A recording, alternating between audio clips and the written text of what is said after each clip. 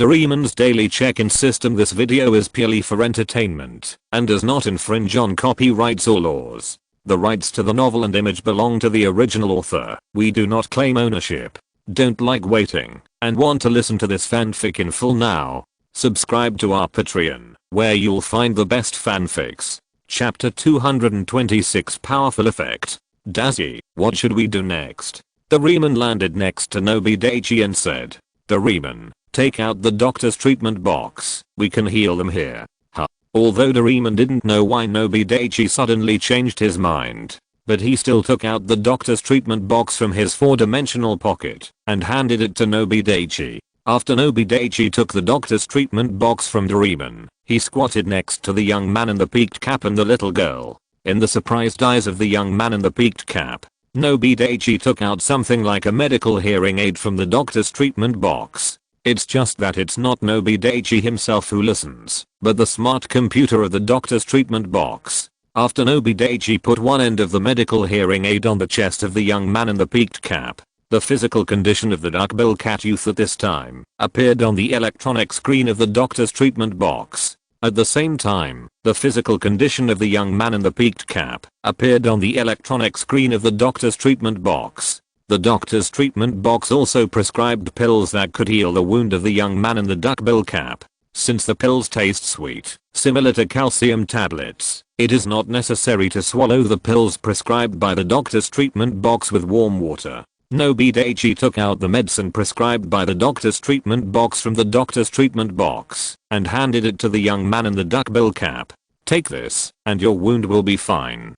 Taking the pills handed over by Nobi Daichi and listening to what Nobi Daichi said, the young man in the duckbill cap took the medicine without any hesitation. Then the young man in the duckbill cap was surprised to find that his wound didn't hurt at all. Moreover, the blood stopped flowing out, and the wound was recovering at a speed visible to the naked eye. In less than a few dozen seconds, the wound on the left arm of the young man in the duckbill cap was restored to its original state. Looking at this scene, the young man in the duckbill cap was so shocked that his eyes almost fell to the ground. He ignored the excited and unbelievable look of the young man in the duckbill cap.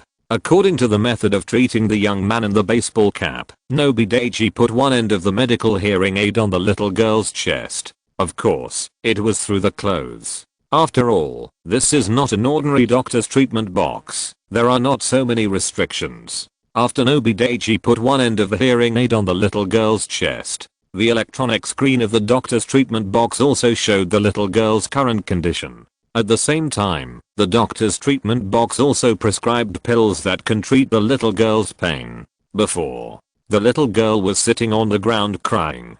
After the young man in the baseball cap came over and comforted her a few words, the little girl stopped crying. At this time, the little girl was staring at the young man in the baseball cap and Nobi Daichi with curiosity. Nobi Daichi handed the pills that the doctor's treatment box specially prescribed for the little girl to the little girl. At the same time, he said, "Little girl, take this pill, you will be fine." The young man in the baseball cap watched Nobi Daichi's actions and listened to Nobi Daichi's voice. Suddenly, an idea popped up in his mind. Why does it sound so much like a child? Looking at Nobita and Doraemon next to Nobita Daichi, the young man in the peaked cap thought of an idea that shocked him. It may be that the gentleness in Nobita Daichi's tone infected the little girl. The little girl took the pills prescribed by the doctor's treatment box from Nobita Daichi's hand without any suspicion. The little girl did not swallow it directly like the young man in the peaked cap, but chewed the pills into pieces before swallowing them.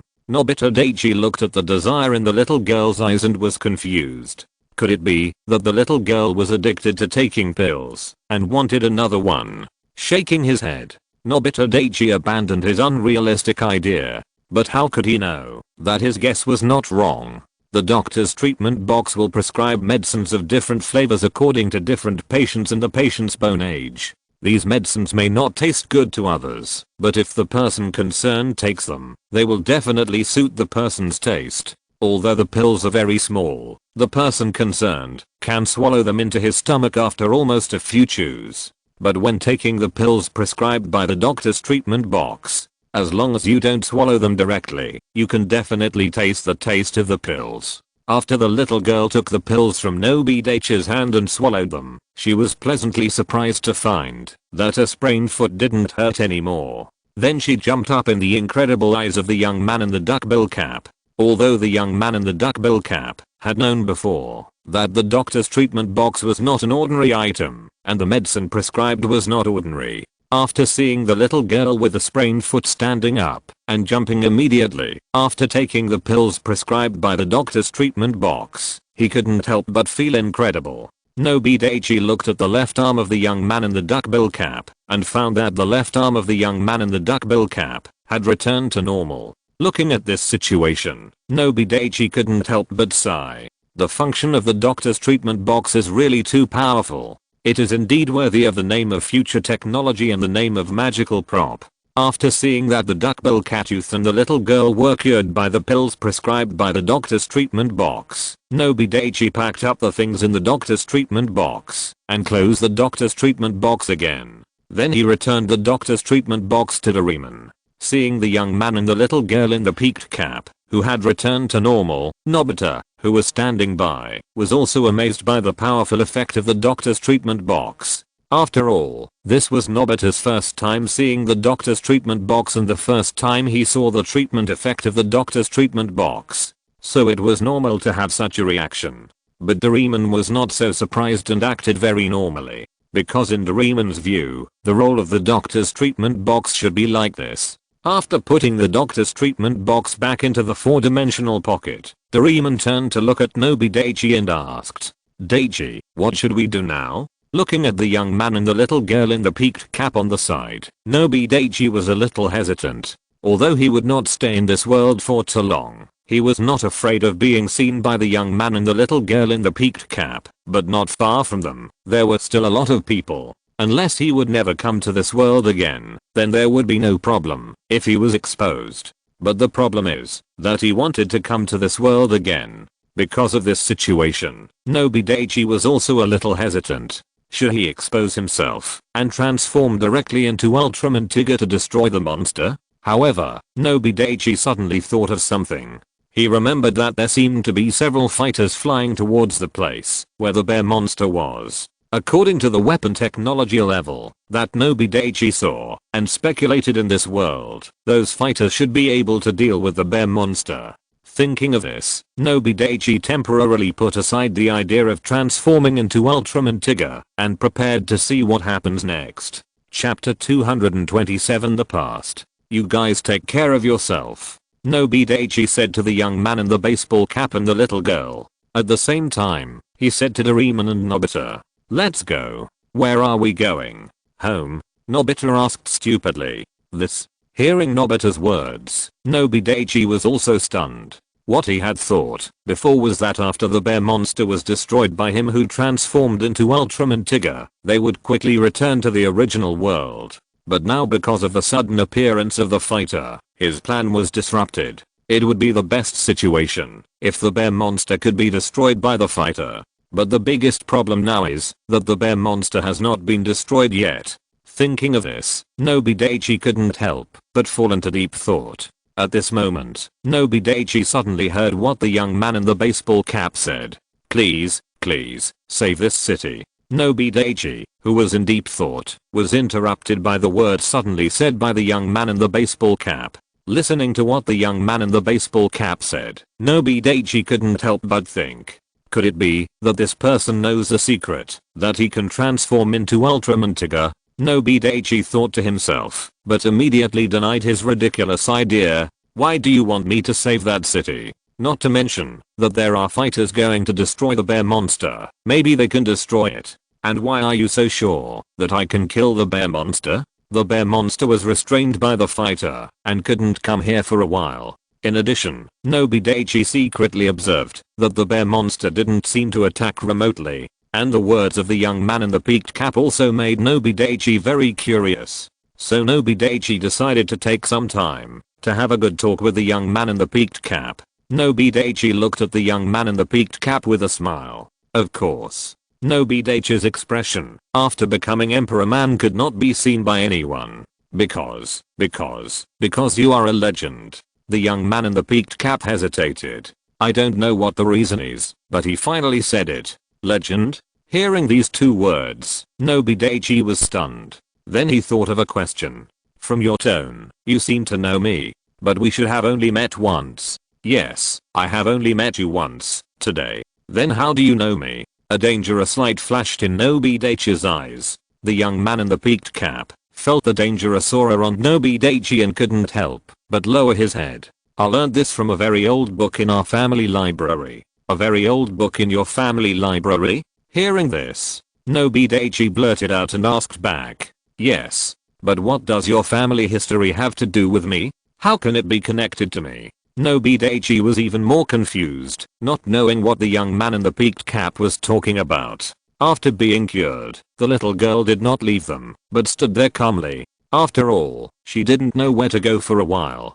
The several big brothers here seem to be quite safe, so let's follow them for the time being. The little girl thought silently in her heart. But the little girl still can't change her childish nature. Although she has decided to follow the young man in the baseball cap, Nobi Daichi and others. But her eyes are still rolling around and looking around. Nobita and Doraemon also heard what the young man in the baseball cap and Nobi Daichi said, and they were stunned. The sudden situation made them temporarily unsure of what to do. But they wanted to listen to Nobi Daichi's opinion and then arrange the next things. Hearing Nobi Daichi's question, the young man in the baseball cap knew that what he was going to say next was very important. So he couldn't help but take a deep breath and then slowly said, I don't know how many years ago, various natural disasters broke out in the original world where we are. The first sentence said by the young man in the baseball cap attracted Nobi Daichi's attention, and he was shocked. Original world? Nobita and Doraemon were also attracted by the story told by the young man in the baseball cap.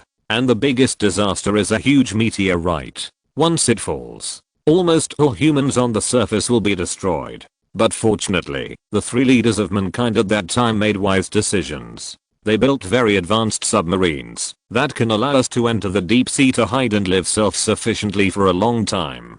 However, with the joint efforts of all mankind, it still took a long time to manufacture them. And the number of surviving humans has also been greatly reduced, with only 1 million people left. At this point, the young man in the peaked cap couldn't help but show a sad look on his face. However, he knew that this was not the time to be sad. Moreover, although he thought that the things recorded in the book should be true, even if they were true, it was unknown how long it had passed since the present era.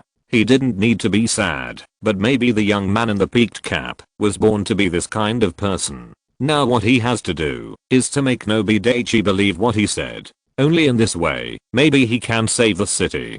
Judging from Nobi Daichi's current conditions, the young man in the peaked cap knew that Nobi Daichi must have a way to deal with the bear monster. Otherwise, how could Nobi Daichi be so calm?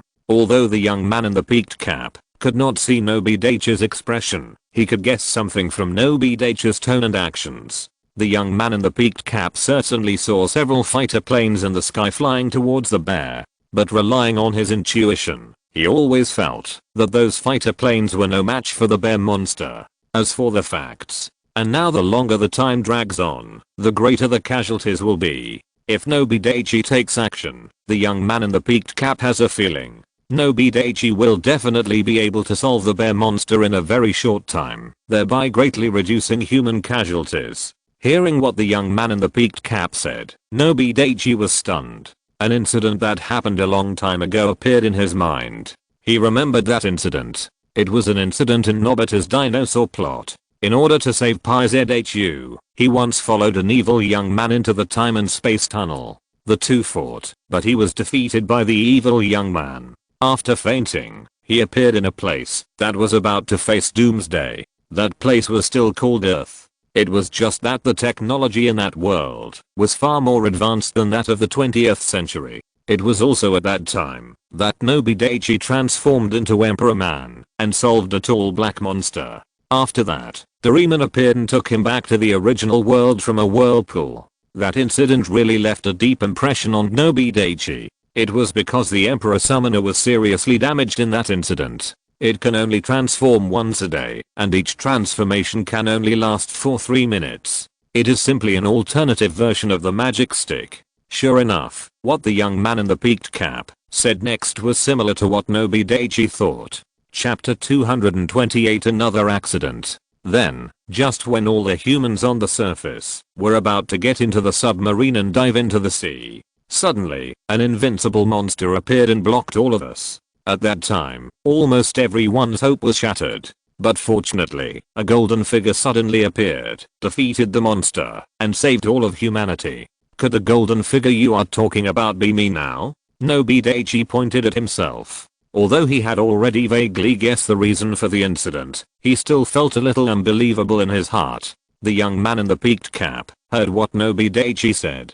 He looked up at Nobi Daichi. Yes, I remember very clearly what was recorded in that history book. Although there are some differences between you and me now. But in general, it is indeed similar. It's just that the ancient history book records things from a long time ago. If I hadn't been very interested in this kind of thing since I was a child and hadn't accidentally seen it in a remote corner of the family library, I guess I wouldn't have known it. Such an incredible thing actually happened in our history. But there are very few books that record this ancient thing. Now most people, it can be said, that 100% of people don't know about it. Even if some lucky people know it, they just think it's made up. Hearing what the young man in the peaked cap said, Nobi Daichi couldn't help but have some insights. Maybe just like Pangu creating the world, people all thought it was just a myth. So Nobi Daichi also expressed his doubts at this time. That's reasonable. You said that you have been through a long time, so your technology must be very advanced. Why is the technological environment of the world I see now, although it's not bad, it's far from as advanced as I imagined? Hearing Nobi Daichi admit that he was the protagonist of the incident, the young man in the peaked cap couldn't help but get excited. Without getting confirmation from the protagonist Nobi Daichi, he still had some doubts. But after hearing Nobi Daichi's question, the young man in the peaked cap couldn't help but sigh. I don't know much about those things. The book I found by accident only records a few things. It roughly means that there was civil strife and war among the people who escaped to this world at that time. Many scientific and technological facilities and information were destroyed. The remaining scientific and technological information and talents cannot support the entire huge industrial system at all. After suffering a severe blow, it has not recovered for many years. Even now, it has only just recovered to the time when the war broke out. It's just that these are recorded in our family history books, and I don't know if they are true. To be honest, I used to believe in these things. I didn't believe them too much. Sometimes I even had some doubts and wanted to find their traces. For this reason, I'm not only a zoo staff member, but also an archaeologist. At this point, the young man in the peaked cap couldn't help but feel a little proud. But he immediately knew that he had gone off track, so he turned back to the topic. But now I see you, I can be sure now. Everything recorded in that book must be true. Although I don't know why almost no one knows that history now. So, please save this city, okay? At this point, the young man in the peaked cap bowed deeply to Nobi Daichi, who had transformed into Emperor Man. The young man in the peaked cap kept bowing deeply to Nobi Daichi. It seemed that, if Nobi Daichi didn't agree with him, he would not stand up. After listening to the long speech of the young man in the peaked cap, Nobi Daichi finally understood the reason for this matter. Various thoughts kept appearing and rolling in Nobi Daichi's mind. Looking at the young man in the peaked cap in front of him, when Nobi Daichi was about to say something, the ground in the area where they were located was constantly shaking, causing the people standing on this land to fall to the ground and stand unsteadily. At the same time, cracks appeared on the ground. Many people cried and fell into the cracks, not knowing whether they were alive or dead. The young man in the peaked cap was also shocked by this sudden scene. He didn't care about other things anymore and directly raised his head to observe the surrounding situation. Nobi Daichi was also stunned by the sudden appearance. It was just a moment of stunned silence. Looking at those people crying and falling into the crack, Nobita couldn't help but sigh. Even if he transformed into Tigger, he couldn't save so many people at the same time. So all he could do was mourn for those who fell into the crack. The sudden earthquake made Nobita and Doraemon quickly turn on the switch of the bamboo dragonfly above their heads. Then the two flew into the sky 3 or 4 meters above the ground. Then they shouted to Nobita below. "Dazzy, what should we do now?" Nobita, who had never seen such a horror scene, was also scared enough, and there was a hint of crying in his voice. Doraemon shouted while taking out a few more bamboo dragonflies from his 4-dimensional pocket. Then he planned to fly down and hand them to Nobita, the young man in the peaked cap and the little girl. After Nobita was stunned by the sudden appearance in front of him, he immediately thought about the next countermeasure in his mind. Then he decided to let Doraemon send the bamboo dragonfly over first and move to a safe place before thinking about the next thing. But the plan could not keep up with the change. A crack suddenly appeared on the ground where Nobi Daichi, the young man in the peaked cap, and the little girl were standing.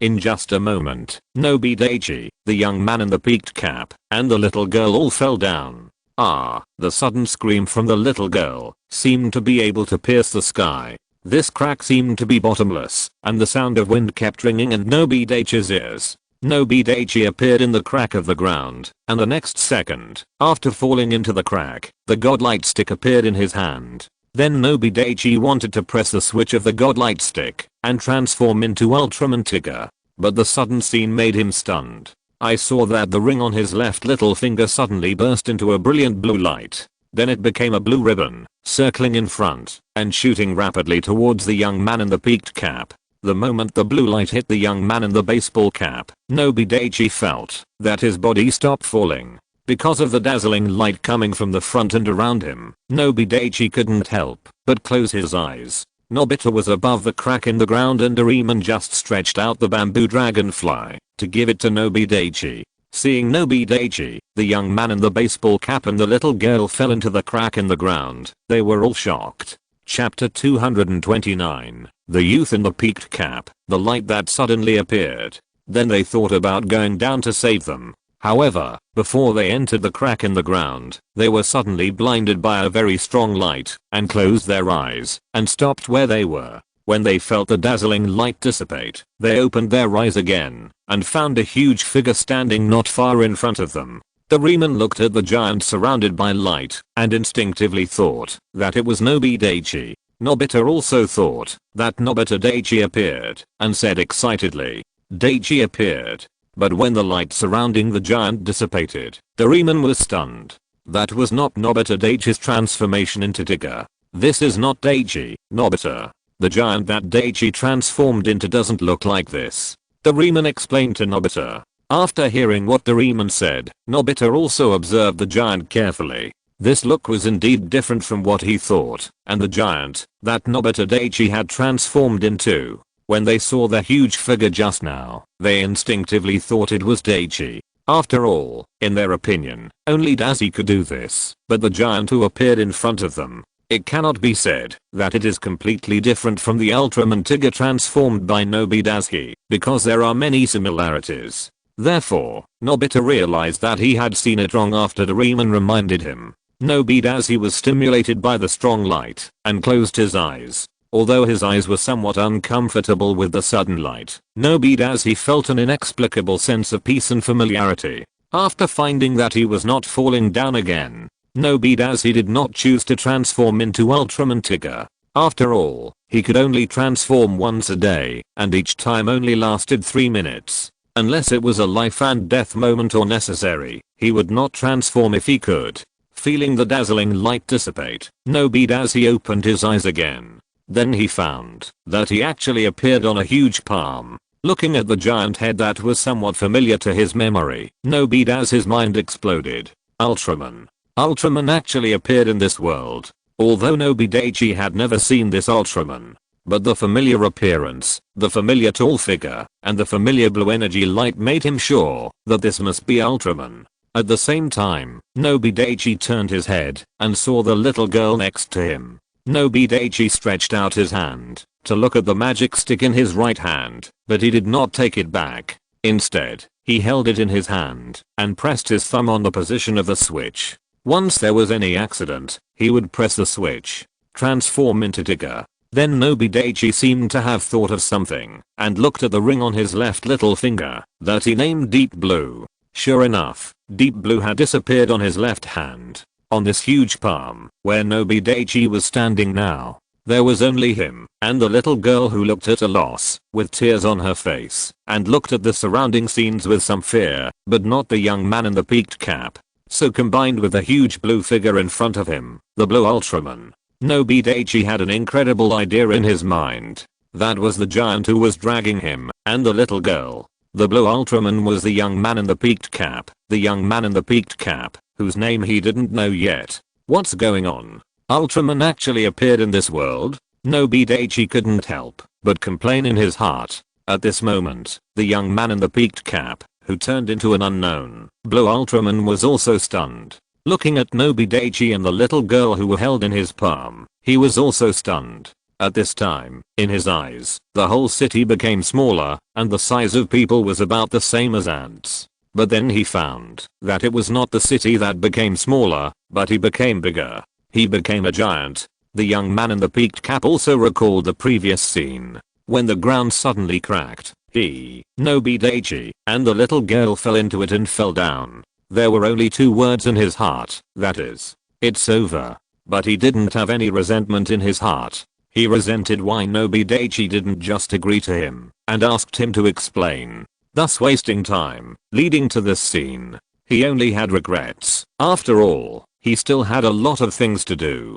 Get a girlfriend and do something that makes your parents proud. Is it going to end like this? The young man in the baseball cap muttered to himself. Then, while he was in a trance, a beam of light suddenly rushed towards him. He didn't think the light was dazzling, but felt that the light was so warm, just like when he was held in his mother's arms when he was a child. The warmth made him close his eyes. When he opened his eyes again, he was already standing on the ground, and he looked like this now. The young man in the baseball cap came back to his senses from his previous memories and looked at the little Nobi Daichi and the little girl in his hands. He gently put them on the ground. Although he didn't know why he could become like this and what was happening now, but he vaguely guessed that this must be related to Nobi Daichi. Otherwise, how could he be so lucky to become like this and master such a powerful force? And when he fell into the crack, the blue light he saw in a trance seemed to come from the direction of Nobi Daichi.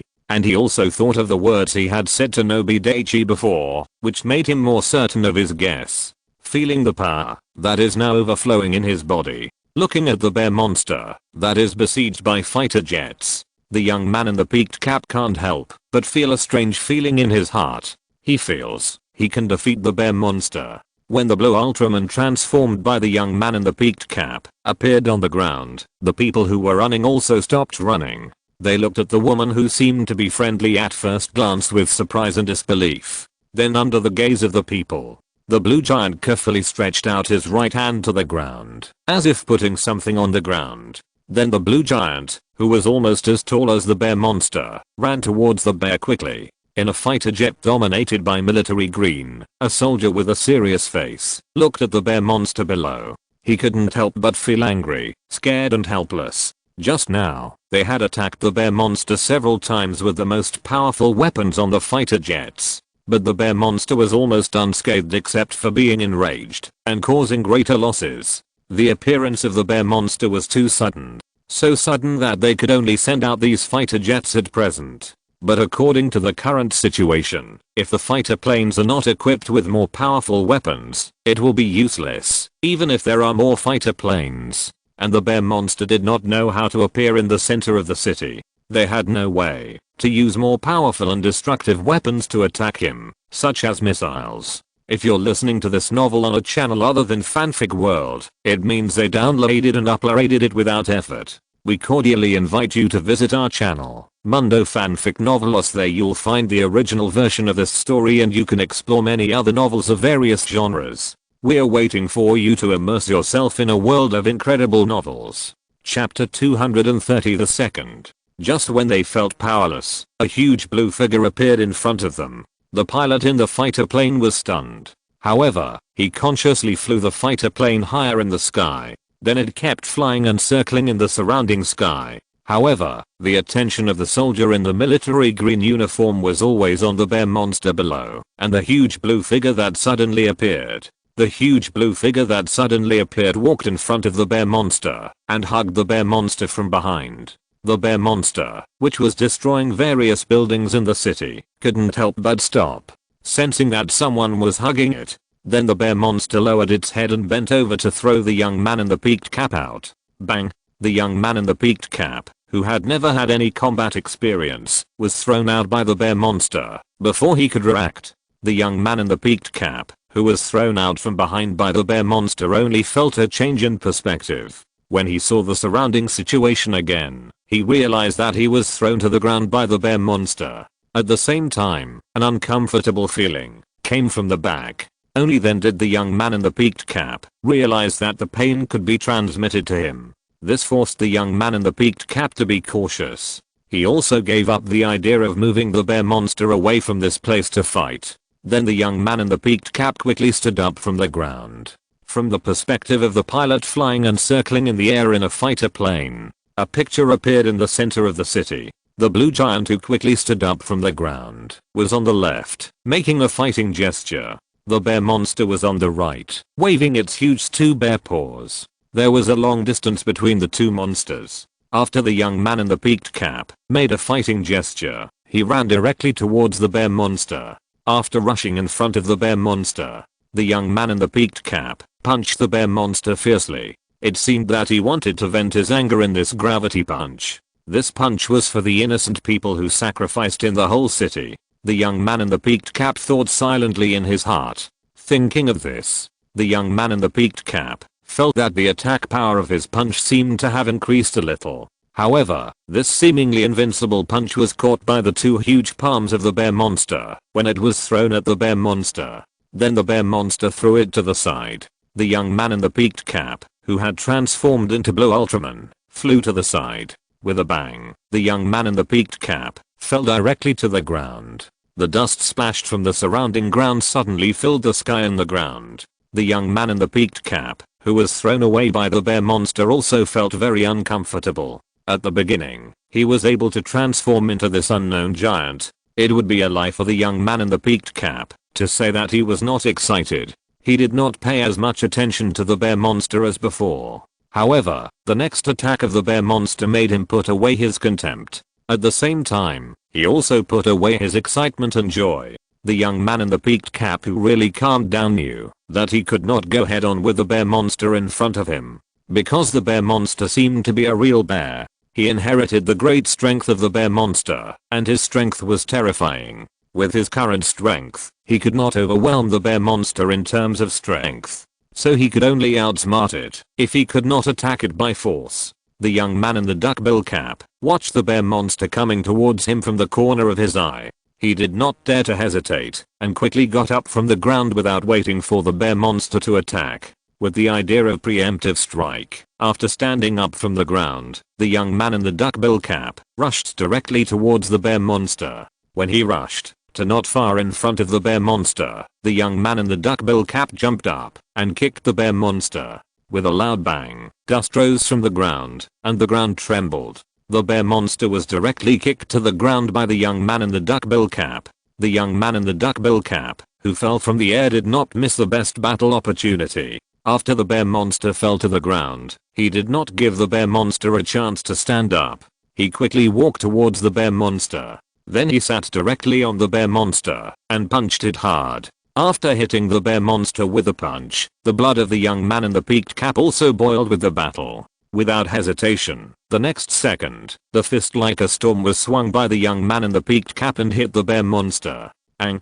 The bear monster made an angry and painful sound. The young man in the peaked cap was stunned by the sudden scream and fierce look of the bear monster. He couldn't help but stop the attack for a moment. It was just such a moment of stagnation. The bear monster had a chance to counterattack. When the young man in the peaked cap was stunned, the bear monster swung its huge bear paw and slapped the young man in the peaked cap. The young man in the peaked cap was slapped aside by the bear monster. Taking this opportunity, the bear monster staggered to his feet from the ground. Next, the bear monster directly rode on the young man in the peaked cap on the ground and slapped him. Ding dong ding dong. At the same time, the blue energy light on the chest of the young man in the baseball cap also rang at this time, making ding dong and ding dong sounds. Nobi Daichi, who was watching everything happening in front of him from a distance, couldn't help but be stunned. Why is the scene in front of him so similar to Ultraman fighting the little monster? Could it be that through that strange hole, he traveled through the universe and the dimension? Came to the Ultra universe with the M78 Nebula and Ultraman? Such an idea popped up in Nobi Daichi's mind at this time. The young man in the baseball cap felt the blue energy light on his chest turn into a flashing red light. At the same time, his body showed a trace of exhaustion. Instinctively, he felt something was wrong. The bear monster was still lying on him at this time.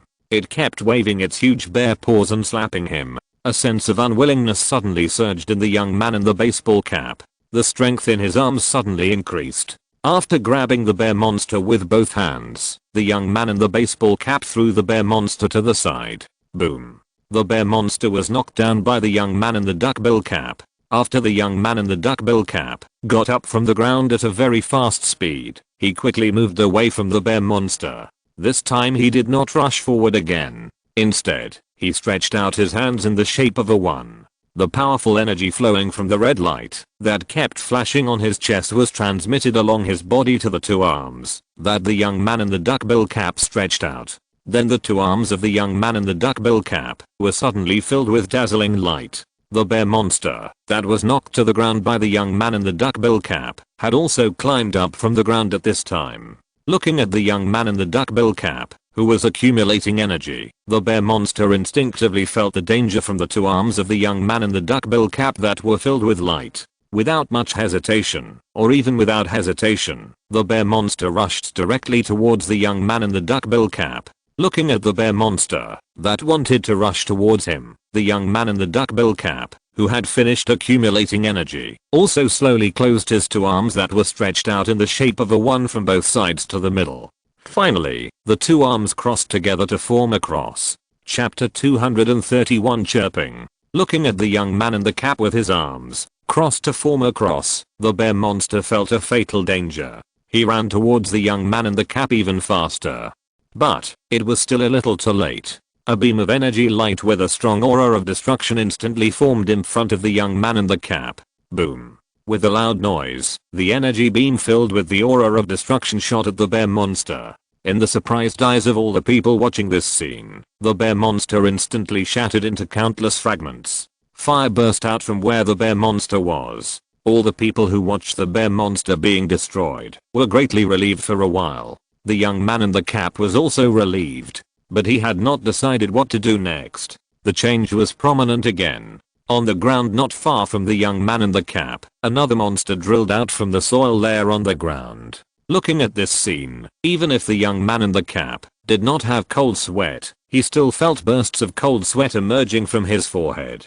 But the young man in the peaked cap knew that he had no choice. He gritted his teeth and rushed towards the monster that suddenly appeared again. At the beginning, because the blue giant that suddenly appeared defeated the monster, the people in the city cheered. Who would have thought that when the blue giant defeated the bear monster and won, another monster appeared? Looking at the blue giant with a red light flashing on his chest, everyone could feel that the blue giant who had just defeated the bear monster must be in a very bad state at this time. This is indeed the case. After destroying the bear monster, the strength of the young man in the peaked cap was slowly fading. It is estimated that it will not take long. He will lose the power he has now and become a human again. Looking at the monster that suddenly appeared, the exhausted young man in the peaked cap rushed towards the monster. The greater the ability, the greater the responsibility. The young man in the peaked cap knew that he had no choice. Maybe this is what the person who gave me the power wanted me to do. Such an idea suddenly popped up in the young man in the peaked cap. It's just that imagination is beautiful and reality is cruel. The young man in the baseball cap, whose energy was fading, could not destroy the monster that suddenly appeared again. Boom. The monster that suddenly appeared just hit him casually. The young man in the baseball cap flew backwards. The young man in the baseball cap, who was much weaker than the one who transformed at the beginning, fell to the ground for a while. He couldn't get up for a long time. Looking at this scene, even if everyone guessed that this would happen after the blue giant and the new monster, when they really saw this scene, they still felt that they couldn't stand it. Is there really no hope? A middle-aged man wearing glasses and holding a briefcase said bitterly. He just got promoted yesterday. Today, he hadn't rushed to the company happily, and this situation suddenly occurred. However, the middle-aged man holding the briefcase also felt a little fortunate in his heart. The building where their company is located is in the city center. If he had really gone there earlier, he would probably have died by now. Although he doesn't know what his future will be like now, he has saved his life anyway. It's much better than those who lost their lives. Even if the second monster is not destroyed, those who are now on the edge of the city are likely to be able to escape. With this comparison, the middle-aged man with the briefcase felt a little relieved. He just looked at the blue giant and the monster fighting in the city center again. The middle-aged man with the briefcase felt depressed again. The crowd standing next to the middle-aged man with the briefcase. After hearing the middle-aged man's question, they also started to discuss. Yeah, are we really hopeless? Maybe. No, I believe that the blue big brother will definitely win. Among these people who were discussing, there were white-haired old people, social workers who had experienced the ups and downs of society. There were also underage teenagers and ignorant children. However, even those who were full of confidence in the blue giant who suddenly appeared to help them. Looking at the one-sided battle situation now, the hope in their hearts was constantly lost. The young man in the peaked cap, who was knocked to the ground by the monster. He tried for a long time before getting up from the ground. And in this process, the monster that knocked him down just stood quietly not far in front of him. It did not destroy the surrounding city, nor did it attack him to stop him from getting up. The young man in the baseball cap got up from the ground. Looking at this scene, he did not feel relieved, but became more cautious. He did not think the monster in front of him would be stupid. He gave up beating the drowning dog, no, the drowning person, when he fell to the ground. Then there was only one possibility. That is, the monster standing not far in front of him was very smart. He thought that his strength was enough to beat him, and wanted to play a game of cat and mouse. In the eyes of the young man in the baseball cap, the second monster that suddenly appeared rushed towards the young man in the baseball cap. The young man in the baseball cap knew that he could not fight head on. When the monster rushed towards him, he dodged to the side to avoid the monster's attack. But this smart monster seemed to have anticipated the young man in the baseball cap's move. When the young man in the baseball cap dodged to the side, it swung its left hand and slapped the young man in the baseball cap. This sudden scene was something the young man in the baseball cap never expected. Therefore, the young man in the duckbill cap could not avoid the sudden attack of the monster. He was directly knocked aside by the monster. Boom. Dust flew all over the ground. A place not far from the young man in the duckbill cap and the monster was burning with a raging fire. It was the bear monster that was blown up by the ray shot by the young man in the duckbill cap.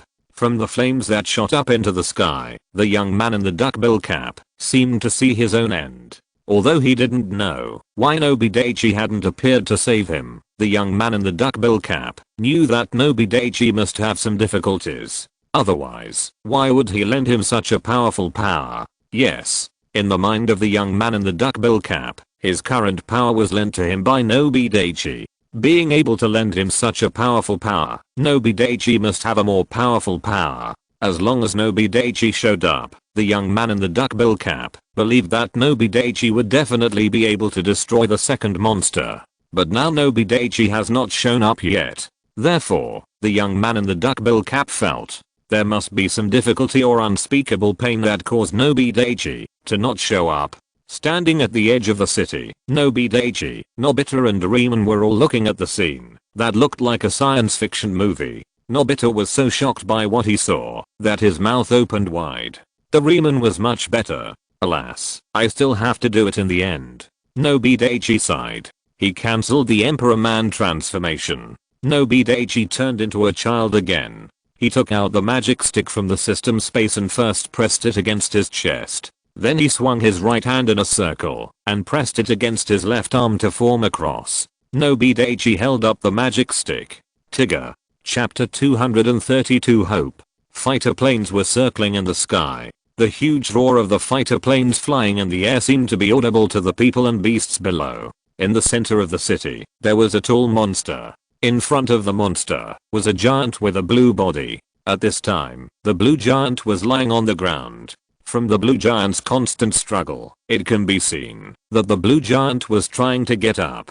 However, no matter how hard the blue giant struggled, it could not get up. Not far from the blue giant was a huge burning flame. It was the first monster destroyed by the blue giant, the bear monster. The monster standing in front of the blue giant at this time.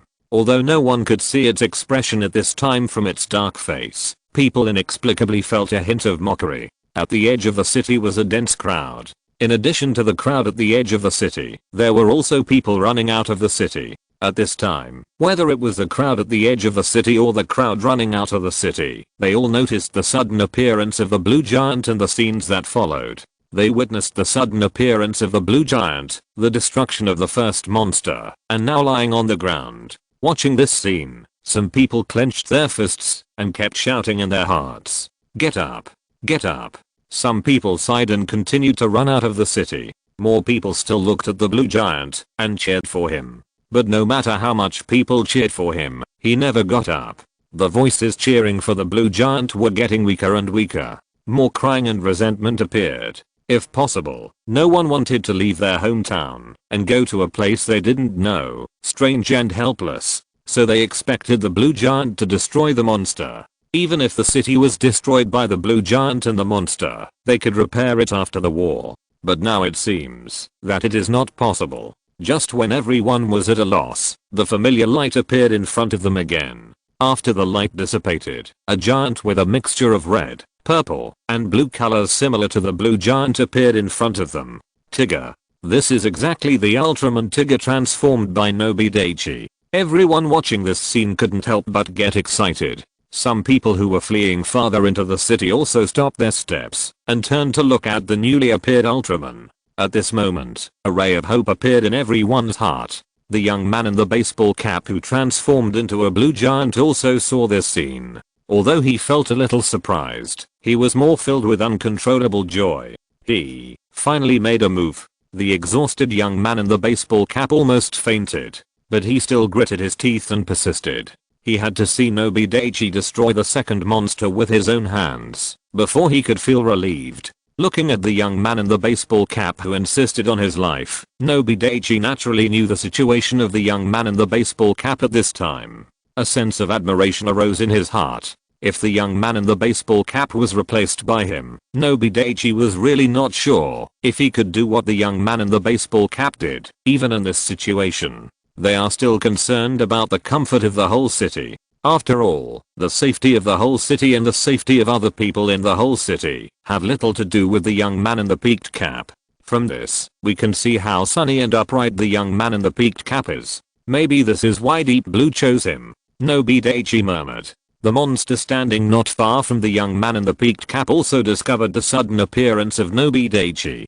From Nobi Daichi's body, the second monster that appeared actually had a strong sense of crisis in his heart. This is a basement with smooth walls on all four sides. There are various instruments in the room. 7 or 8 staff members are fiddling with the instruments in front of them at their respective work positions. The space in the basement is about the size of 2 ordinary bungalows. This basement is a general monitoring room that can monitor the entire city. Mocha, with white hair, is standing in front of the monitor. He stares at the picture on the monitor with a ferocious face. What is going on? Looking at the blue giant that suddenly appeared, the second monster and the third giant who looked almost the same as the blue giant, Mocha found that his plan was far out of his control. Bang! Mocha became angrier and angrier. He ignored the puzzled looks of others in the main monitoring room and punched the instrument covered with buttons in front of him. He almost gave a heart attack to the staff wearing headphones and operating the video screen conversion. However, the staff in blue and white work clothes did not dare to show the slightest dissatisfaction with Mocha's actions. Mocha was very angry and could not stay here any longer. After a cold snort, he turned around and left the main monitoring room to go out for a walk, get some fresh air, and relieve his mood. However, when the electronic automatic door in front of Mocha opened, Mocha was stunned because there were 3 officers standing at the door. At this time, the officer standing in the middle of the 3 officers, who was obviously the leader, said to Mocha coldly, "Mocha, you are really hiding it deeply." Mocha just laughed at the words of the officer standing in the middle of the 3. The expression on his face did not change at all, and he still looked calm. He even took out a pack of cigarettes from his trouser pocket. Then he took out a cigarette, lit it and put it in his mouth to take a few puffs. At this time, the officer in the middle of the three finally felt something was wrong. Because Mocha was too calm, his calmness scared him. Why aren't you afraid at all? The officer in the middle couldn't help asking. The dead are not qualified to know this. He pinched the cigarette with his right middle index finger. After pulling the cigarette out of his mouth and slowly exhaling a mouthful of choking smoke, Mocha said slowly, "Not good."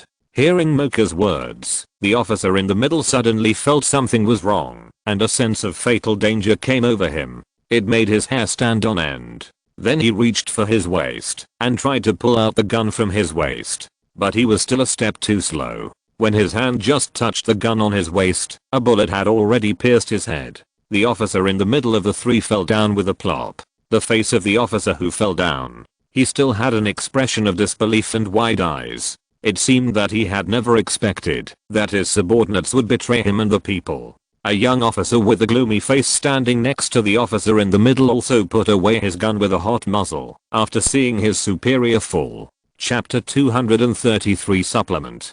Sir.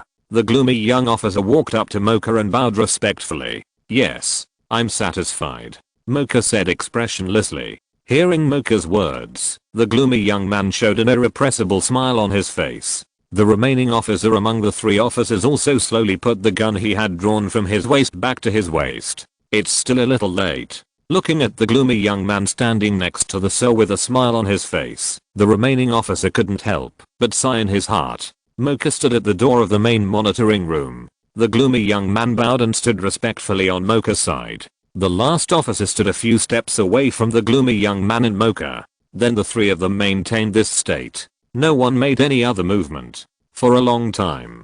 Patter. The cigarette in Mocha's hand was finally smoked by Mocha and thrown on the ground. "We can't stay here anymore. Arrange the next plan." Mocha didn't look at the gloomy young man and the last officer, but faced forward. "Yes." The gloomy young man and the officer both bowed and said respectfully. He ignored the gloomy young man and the other officer. Mocha walked straight forward and soon disappeared into the darkness. After Mocha had been gone for a long time, the gloomy young man and another officer stood up. After snorting coldly at the gloomy young man, the other officer who was still alive among the three turned around and strode out. Hearing the snort of the person in front of him who was at the same level as him, the gloomy young man didn't have any other expression. Only after that person left, the gloomy young man showed a cruel look on his face. Immediately afterwards, the gloomy young man also strode out and disappeared into the darkness. In the center of the city, the second monster that appeared was facing Nobi Daichi. Nobi Daichi did not wait for the monster to attack. He chose to take the initiative. He was confident that he was in full health and could deal with the second monster that appeared. Seeing Nobi Daichi rushing towards him, the second monster did not rush forward like Nobi Daichi. Instead, it stood still. It seemed to be waiting for the opportunity. When it rushed to the front of the second monster, the monster was about to raise its hand to attack. Nobi Daichi turned over and jumped. He jumped from the second monster to the back of the monster and in front of the young man in the duckbill cap. The monster was also stunned by Nobi Daichi's operation, but he immediately reacted and wanted to turn around. But how could Nobi Daichi give it this opportunity? After landing, Nobi Daichi turned around quickly and kicked the monster. Bang! Nobi Daichi's kick directly kicked the monster down. Looking at the monster that was kicked down by him, Nobi Daichi shook his head. Through the battle between the monster and the young man in the duckbill cap just now, he thought this monster was very smart. It seems that it is just so. He ignored the monster that he kicked to the ground. After all, the monster could not get up for a while, and in this gap, he had to do something. Nobi Daichi walked in front of the young man in the baseball cap. The young man in the baseball cap looked at the giant who walked in front of him. He couldn't help but want to get up. But after trying several times, he still couldn't. He could only lie on the ground and shook his head and smiled bitterly. Nobi Daichi did not reach out to help the young man in the baseball cap. Instead, he stretched out his hands and placed them next to the energy lamp on his chest. The next moment, in the surprised eyes of the young man in the baseball cap, A beam of light filled with powerful energy shot out from the energy lamp on Nobi Daichi's chest. The energy beam directly fell on the energy lamp on the chest of the young man in the baseball cap and was absorbed by the energy lamp. The red light that was still flashing rapidly suddenly slowed down the flashing frequency. At the same time, the young man in the baseball cap also felt a warm feeling surging through his body. After a few seconds, Nobi Daichi put his hand down. The red light on the young man's chest also returned to a safe blue state. Feeling the powerful force filling his body again, the young man in the peaked cap looked incredible. After Nobi Daichi put down his hand, the young man in the peaked cap also stood up from the ground again. All the people watching this scene, like the young man in the peaked cap, were filled with disbelief. But with it came the joy that could not be contained. They were saved. They didn't have to leave their homes. Looking at the young man in the peaked cap, who had already climbed up from the ground, Nobi Daichi nodded at him. The young man in the peaked cap was also excited and could not help but nodded to Nobi Daichi. Then the two of them looked at the monster that had already climbed up again. The two Ultramen stared at him. As a villain, it would be a lie to say that he was not afraid. Therefore, the first thing the monster thought of when he climbed up was, run away. The farther the better. But this was just a luxury for the monster after all. Looking at the monster that was digging the ground and trying to escape, Nobi Daichi and the young man in the duckbill cap looked at each other at the same time and nodded. The next moment, Superior Ray, two powerful rays, were fired by Nobi Daichi and the young man in the duckbill cap. They hit the monster that was digging and escaping. Boom. A sky-high explosion mixed with sparks broke out from the monster's location. After firing this ray, the energy lights on the chests of Nobi Daichi and the young man in the duckbill cap flashed almost at the same time. Ding dong ding dong. Nobi Daichi and the young man in the duckbill cap looked at each other. The figures of the two turned into light spots all over the sky and disappeared in the world. When the two appeared again, they were already next to Nobita, Doraemon and the little girl. After the little girl was rescued by the young man in the duckbill cap, Nobita and Doraemon flew over and brought the little girl to their side. Looking at Nobita Daichi who appeared next to them, Nobita and Doraemon immediately smiled and were very happy. Then he flew towards Nobi Daichi and asked about his well-being. Although they had great confidence in Nobi Daichi, it was impossible for them to say that they were not worried at all before Nobi Daichi's safety was confirmed. The young man in the baseball cap also untransformed and turned into a human. He also saw the person he had always treated respectfully before. It turned out to be a child! Exclamation mark. However, the young man in the baseball cap was only slightly shocked. And when he thought of the strange things that had just happened, the young man in the baseball cap did not have much resistance to Nobi Daichi being just a child. It was more of an indescribable feeling. The people who survived in the whole city also witnessed Nobi Daichi and the young man in the baseball cap joining forces to destroy the monster. However, they did not make any moves. They just stood there quietly and stopped running away. However, the crowd was silent for a moment, and then there was an unstoppable noise. Are we saved? I think so. If there are no other accidents. Nobi Daichi and others were in a forest, and there were almost no people around. The young man in the baseball cap looked at Nobita, and after Doraemon finished talking with Nobita Daichi, he walked in front of Nobita Daichi. Chapter 234 Nostalgia. He looked like a child. No, it was a child like Nobi Daichi. The young man in the peaked cap was speechless for a moment, not knowing what to say. Nobi Daichi also noticed the arrival of the young man in the peaked cap. I have finished the things here, we should go back. Looking at the young man in the peaked cap with a tangled face, Nobi Daichi smiled. Ah, go back. Go back to where? Hearing Nobi Daichi's words, the young man in the peaked cap was no longer tangled and said directly, this. Nobi Daichi paused. He didn't know whether he should tell the young man in the peaked cap, but immediately a question popped up in Nobi Daichi's mind. Doesn't he know that place? That place. It refers to the cave that allowed Nobi Daichi, Nobita and Doraemon to travel through.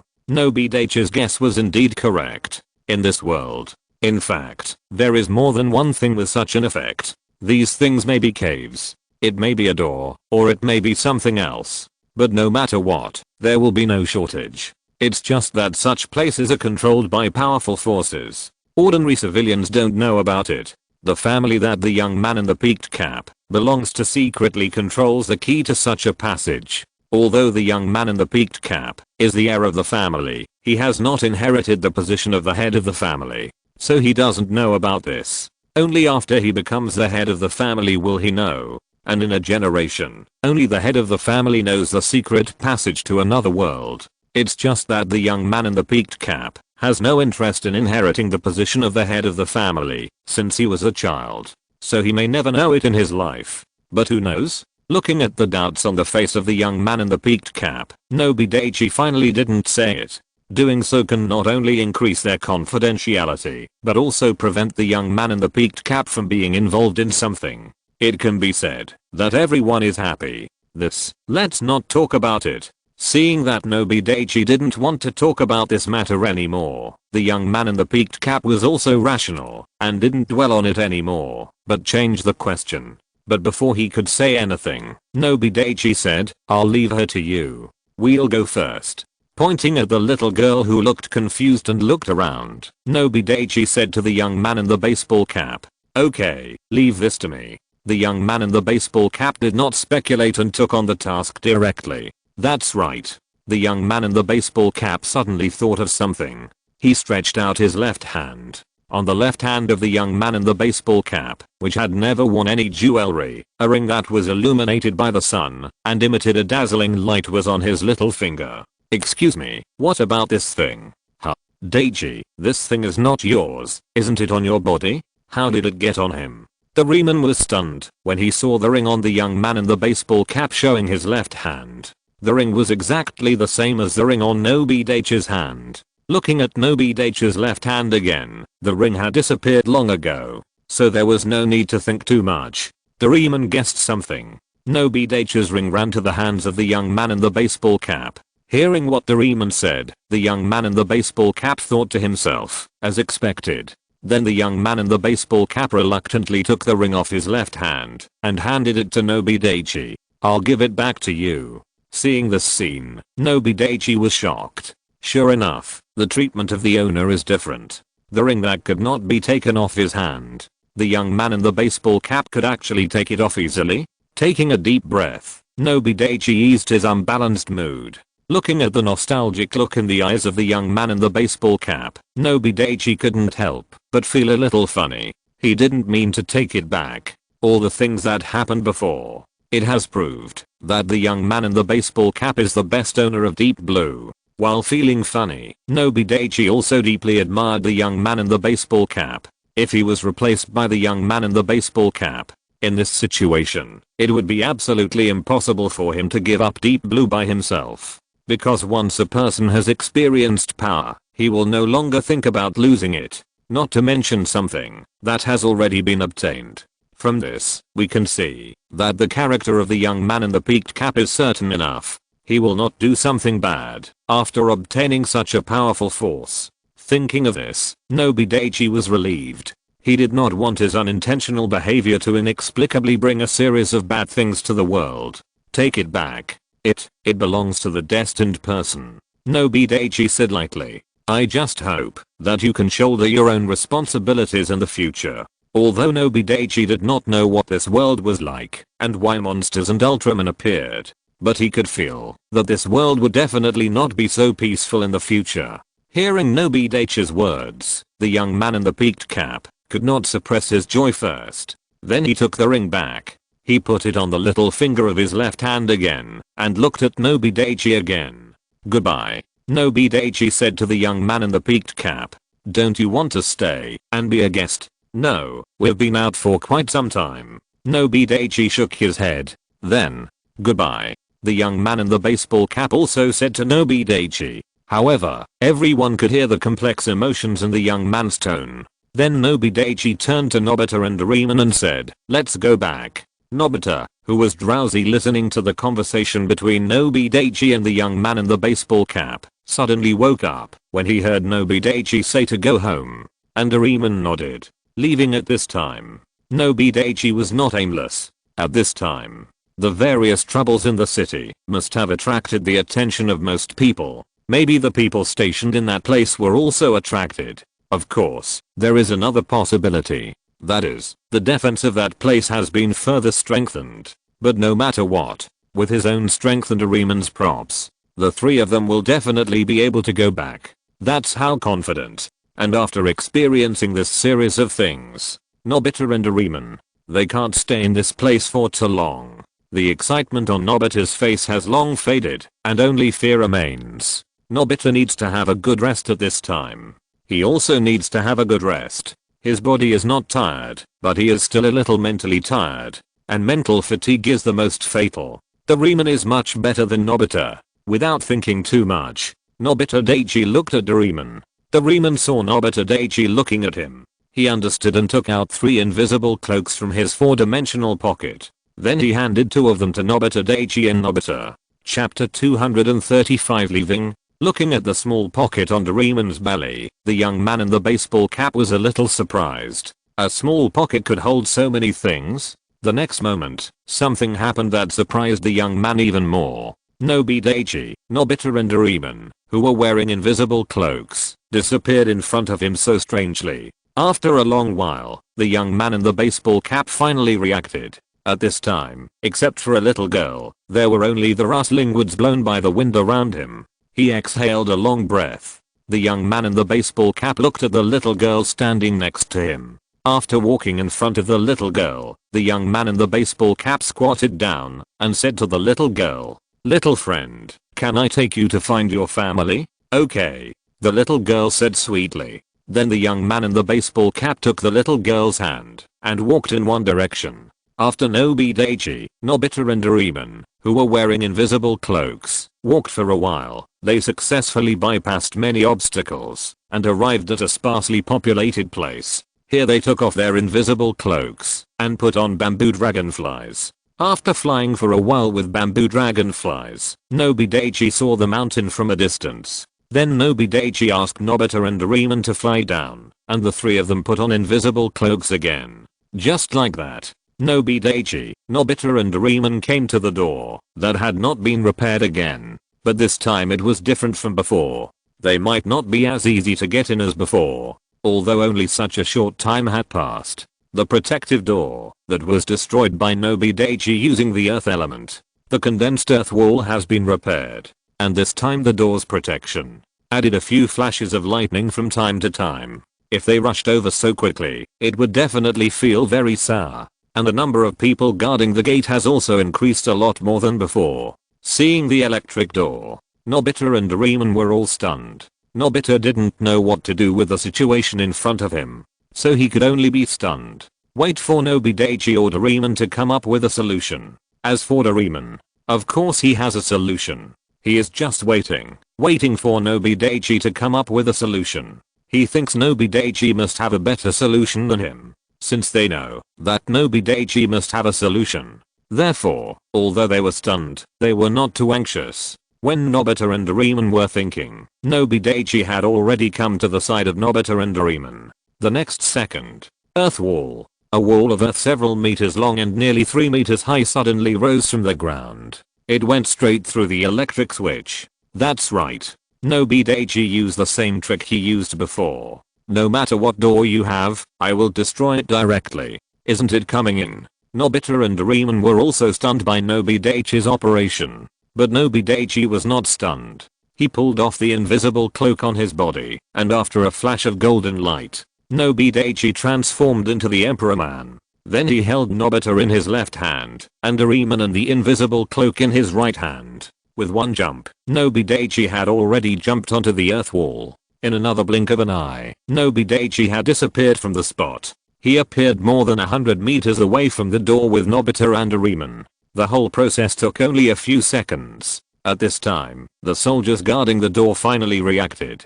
They sounded the alarm. At the same time, they loaded their guns and fired at the blank space. Through the previous events, they already knew that Nobi Daichi, Nobita and Doraemon could be invisible. They really didn't expect that someone who had just left here would come back here again. Therefore, this also caused some people to be stunned for a while. However, after reacting, these people fired at the blank empty space without scruples. They planned to catch Nobi Daichi, Nobita and Doraemon in one fell swoop. But how could Nobi Daichi give them a chance? A few seconds later, Nobi Daichi has brought Nobita and Doraemon to the cave entrance. At the cave entrance, there is a row of people holding guns in both hands, standing in a row. They block the cave entrance, but they can only block the distance of nearly 2 meters below the cave entrance. But this has no effect on Nobi Daichi. With a jump, Nobi Daichi entered the cave without stopping. But it is precisely because of this that Nobi Daichi, Nobita and Doraemon have avoided a lot of trouble. Because there are still many soldiers hiding in the bushes on both sides of the cave entrance waiting for them. But Nobi Daichi's speed is so fast that they can only see a shadow flashing by. Even if someone suspects, they just think they are dazzled. A dark-skinned soldier said to his companion, "Hey, I felt someone enter the cave just now." "Huh? Are you dazzled? How can anyone pass by the door?" Another soldier with slightly lighter skin said. "Besides, there are so many of us, and you are the only one who saw it. Are your eyesight so good? Are we all blind? Well, okay. Maybe I really am dazzled." The dark-skinned soldier who was questioned by the slightly lighter skin said weakly. But then they heard the alarm. The slightly lighter skinned and dark-skinned soldiers immediately stood up. All the soldiers hiding in the bushes also hurriedly stood up and rushed down the mountain. After all, the alarm sounded from the bottom of the mountain. No one ran into the cave. Because who didn't see that there was a row of people guarding the door? With such protection, they would never believe that someone could enter the cave quietly. Nobi Daichi led Nobita and Doraemon to rush forward without stopping. Only in front of the cave wall, Nobi Daichi still stopped. He thought of it. This time there was no dark blue on his fingers. Does that mean he can't get in? No, it's definitely not like that. Nobi Daichi shook his head and denied this idea. Judging from the importance that people outside attached to this place, Nobita Daichi guessed that people here can also pass through the wall and go to another world. Then the problem is not with Deep Blue. After Nobita and Doraemon were lifted up by Nobita Daichi, they only felt a sense of weightlessness. In front of them, the surrounding scenery kept changing. When they saw the scenery clearly again, they had come to this wall that made them lovable and hateful. Nobita couldn't wait to rush towards the wall. He wanted to pass through the wall and leave this terrible world. But when he was about to hit the wall, Nobita stopped immediately and looked at Nobita Daichi. He remembered that he couldn't get in without Nobita Daichi's help. "Brother, try it and see if you can get through." After hearing what Nobita said, he fumbled on the wall with his hands. Then he turned around and shook his head at Nobita Daichi. Seeing this, Nobita Daichi had a bad feeling in his heart. Then he touched the wall with his hand. "Well, it can pass." Huh. Nobi Daichi took a deep breath. The worst thing finally didn't happen. Chapter 236 Special. Forget it, let's leave here first. Nobi Daichi no longer cared about other things and decided to leave here first. After all, they were not completely out of danger. "Hold my hand." Nobi Daichi, who had made the decision, said to Nobita and Doraemon.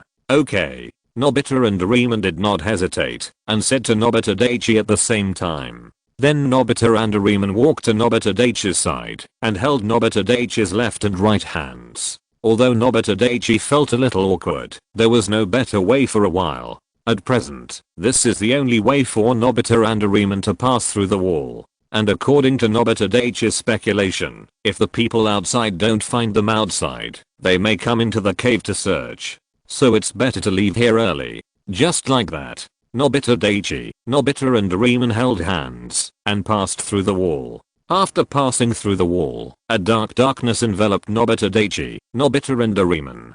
Because the effect of the adaptive gun had not disappeared at this time, Nobita and Doraemon did not feel any discomfort. Nobita's vision was greatly enhanced after he entered the early stage of the mortal realm. In this environment, although he could not see things in the distance clearly, he could still see things 2 or 3 meters away clearly. As for Nobita and Doraemon, it is estimated that their current state is similar to that of blind people. After passing through the wall, Nobita and Doraemon naturally let go of Nobita's hands. This made Nobita feel relieved, and a sense of discomfort also quietly faded away. Doraemon took out a flashlight from his 4-dimensional pocket. This allowed him and Nobita to see clearly. A small area covered by the small light of the flashlight. Nobita and Doraemon. The faces of the three people were looming in the light of the flashlight, which was very strange. Looking at the flashlight in Doraemon's hand, Nobita suddenly thought of something and said in surprise, "Doraemon, how can you use this flashlight in water? In such a deep sea?" This. Nobita also noticed this problem after being reminded by Nobi Daichi and looked at Doraemon. "I forgot to tell you. This is a special flashlight I bought at the future department store." Doraemon saw Nobi Daichi and Nobita looking at him. He scratched his head embarrassedly. "Is it different from the flashlight I use at home?" Nobita was puzzled. But Nobi Daichi had already understood something vaguely. This special flashlight can be used in many harsh environments. For example, deep in the sea, high temperature environment, etc. After Doraemon's explanation, Nobita understood a little bit, and Nobi Daichi was more clear about the special flashlight. When Doraemon explained to Nobita and Nobi Daichi, Doraemon had already handed the special flashlight to Nobi Daichi. Let him hold it for the time being. Doraemon himself took out the anywhere door from his 4-dimensional pocket.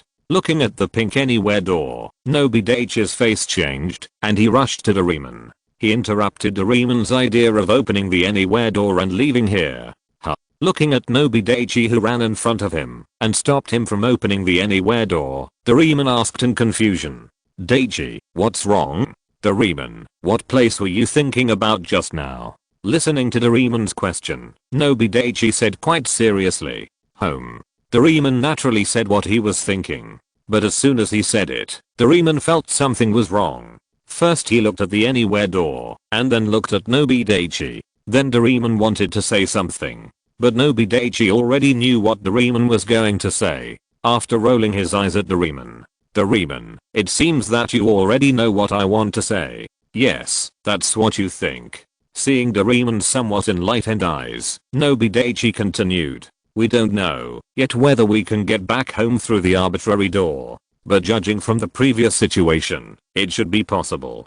Then let's assume that it is possible. If our assumption is true, once we open the door, the water here will flow into our home continuously. Although I can enter the door and then close it." Nobi Daichi was quite confident about this. After all, in the original work, Doraemon and Nobita seemed to have done a lot of such situations. If he was the one who closed the door, then there would be no problem. But, just do this. Although we only opened the door for a little while, it was enough to flood the whole house. This is a big disaster for us. Nobita, who was listening to Nobi Daichi and Doraemon talking, was confused. At this time, he finally understood some of it, but after understanding it, he shuddered all over.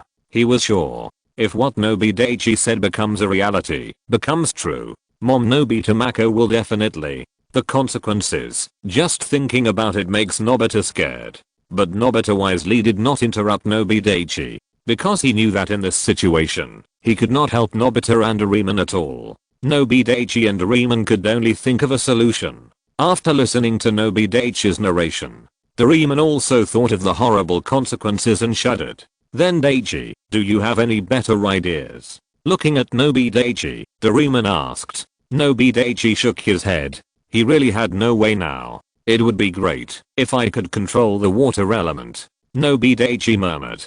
Because he has the 5-element bloodline, he seems to be able to control the 5-element. When he went down the mountain and broke out of the gate before, he concentrated his wisdom and found that he could actually control the earth element. That's why he used the earth element to create an earth wall to block bullets for them. But that's all. As for other uses, such as earth escape, Nobi Daichi tried, but it didn't work at all.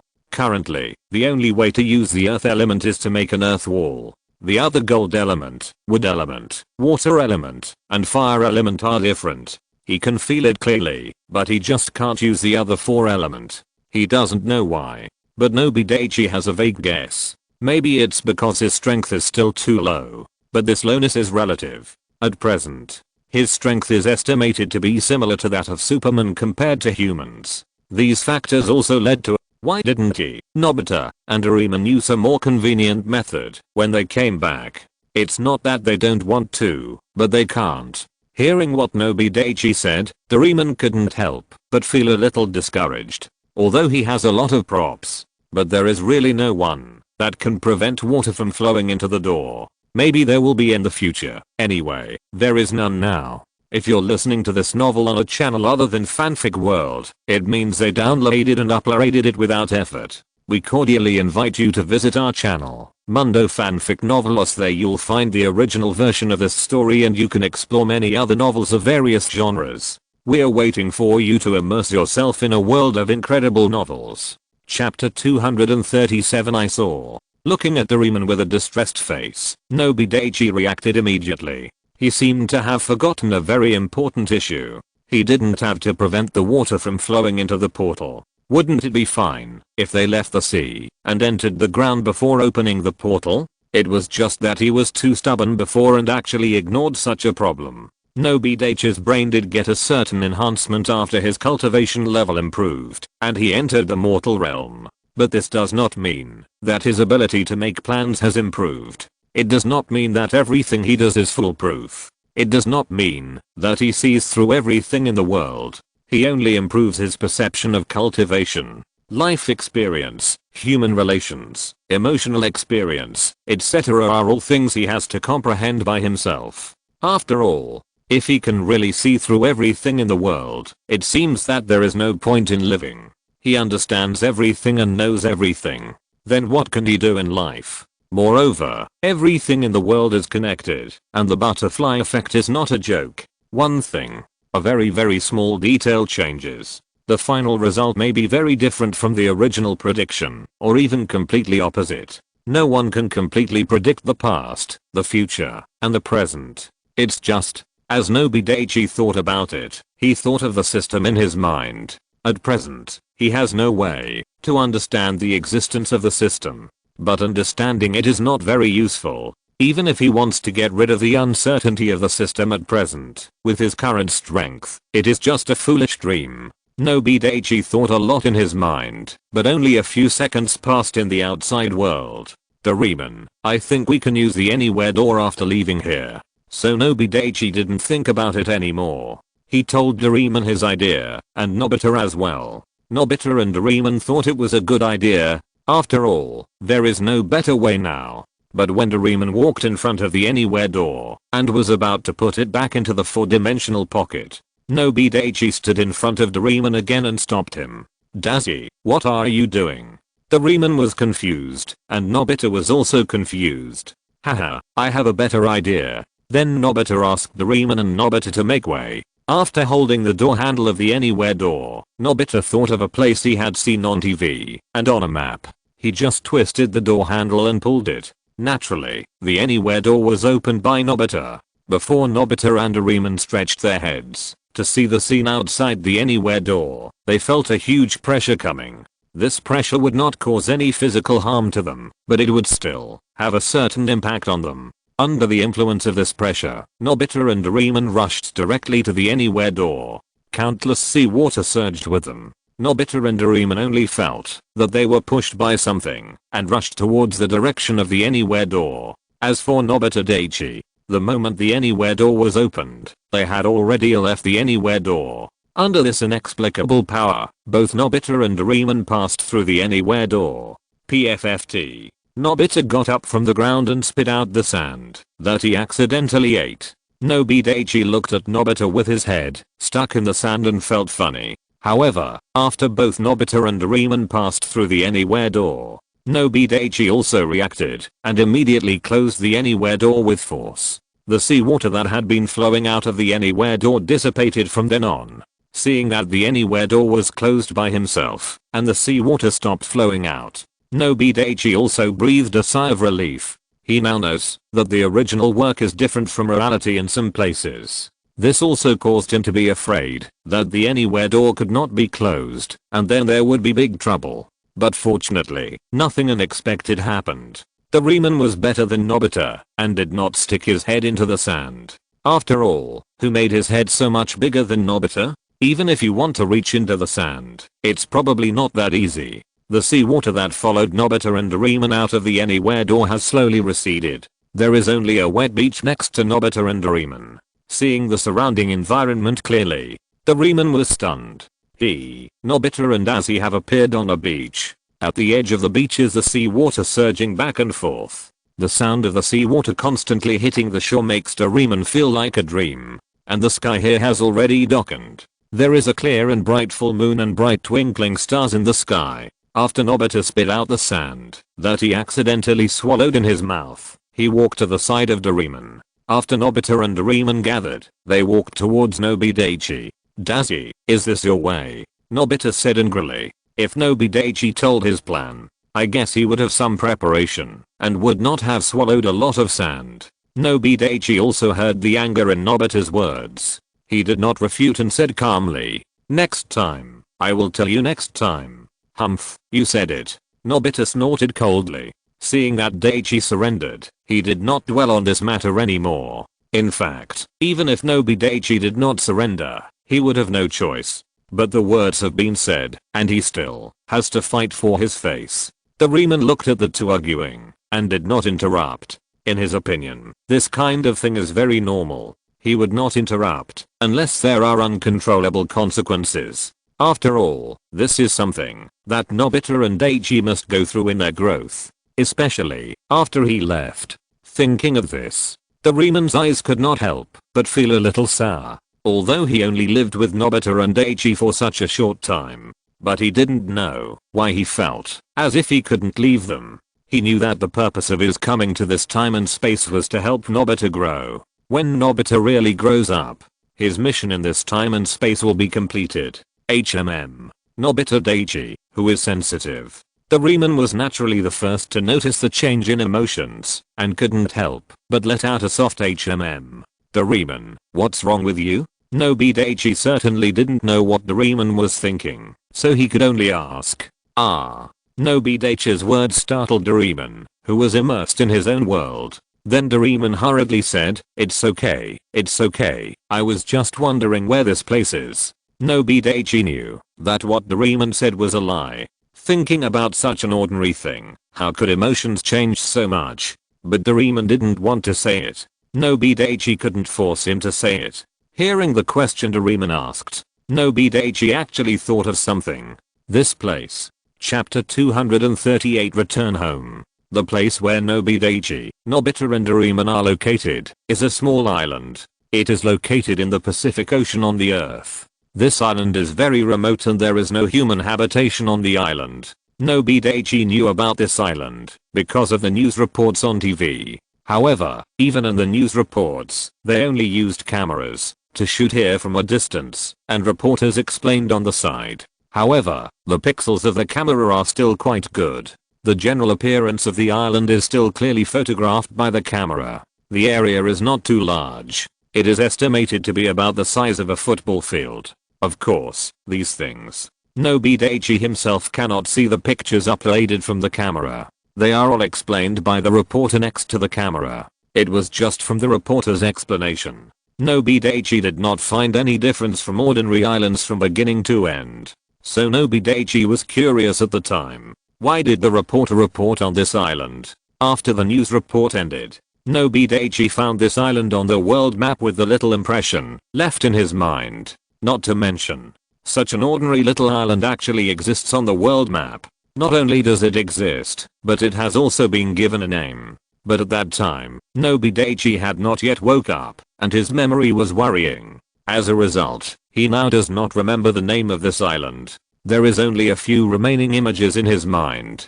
Hearing Doraemon's words, Nobita was also curious about where they were now. The angry look before disappeared, replaced by curiosity. This place is a small island in the Pacific Ocean on Earth. Nobita Daichi did not disappoint Nobita and Doraemon and explained. Oh. Doraemon showed a look of realization. As for Nobita, he felt that the word Pacific Ocean was very familiar, but he could not remember it, no matter how hard he tried. The excitement on his face had also faded. As for Nobita, his mood was very complicated now. The reason why it was complicated was that he could not figure out whether that place was on Earth. In fact, it might be quite simple to verify. Looking at Doraemon, Nobita Daichi's eyes were shining, and he was thinking in his heart, why do I feel cold all over, as if someone is watching me? Doraemon yawned, wiped his nose and looked puzzled. Doraemon, you are not catching a cold, are you? Seeing Doraemon sneeze, Nobita asked with concern. No, the effect of the adaptive gun has not disappeared yet, so he should not have a cold. Doraemon sneezed again and explained to Nobita. What's going on? I don't know too much. Doraemon shook his head. Daichi, do you know what's going on? Nobita was worried about Doraemon, so he asked Nobita. Although Nobita was thinking about something in his heart, but the attention he paid to Nobita and Doraemon has not decreased. So when Nobita asked himself, Nobita said without hesitation, I don't know either, but Doraemon should be fine. After all, the effect of the adaptive gun has not disappeared yet. After a pause, Nobita seemed a little worried and continued. But that's what I said. We'd better go back quickly. The effect of the adaptation gun is probably going to disappear soon, right? On this small island with a cool breeze. Even if you are not sick, or have a cold, you will probably become sick, or have a cold. Nobita and Doraemon thought it made sense. So the portal standing on the shore was opened by Nobi Daichi. Nobi Daichi, Nobita and Doraemon. The three of them stepped into the portal again in the cool night breeze and disappeared. After Nobi Daichi, Nobita and Doraemon entered the portal. The portal also disappeared from the soles of their feet. Not long after Nobi Daichi, Nobita and Doraemon left the original place. Hula la, a strangely shaped submarine slowly emerged from the sea to the surface of the water.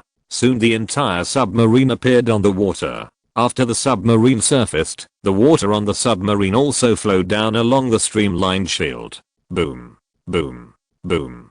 Several huge lights were turned on. Then they shot out from the submarine and shone on the small island. The small island was originally small. At the same time, it was displayed to everyone on the submarine. My lord. The detection equipment not long ago detected the life characteristics of humanoid creatures on this island. I just don't know why there is no one on the island now. The gloomy young man said carefully to Mocha, who was standing in the middle of Class A. Is that so? Mocha looked at the island with almost no grass except for the yellow sand and muttered to himself. It was not wrong with Nobi Daichi's prediction. After Mocha's people failed to search for them, they reported the matter to the higher levels. Finally, it was reported to Mocha. Mocha thought carefully and thought of something. So he took his men through the wall and drove the submarine to search. In Mocha's opinion. No, in everyone's opinion. Nobi Daichi, Nobita and Doraemon will definitely not be able to escape far. Unless they also have some diving equipment. But even so, Mocha still has great confidence. So after passing through the wall, Mocha immediately asked the people below to start the special equipment to detect submarine and other vehicles. Nobi Daichi, Nobita and Doraemon did not leave in a submarine, using the detection equipment to search. In the end, there was naturally no result. But Mocha didn't know, and he was very happy in his heart. He thought that Nobi Daichi, Nobita and Doraemon must not have run far. After all, the special detection equipment installed on the submarine he was riding can detect a very long range. He didn't believe that Nobi Daichi, Nobita and Doraemon left in a submarine and other vehicles. The speed would be so fast that the detection equipment could not find them. But what happened later made him slap in the face. Mocha was unaware of all these things. He led a group of men to search around the cave with great interest. After searching around the cave, the submarine stopped at the entrance of the cave. Standing next to Mocha, the gloomy young man really didn't dare to breathe.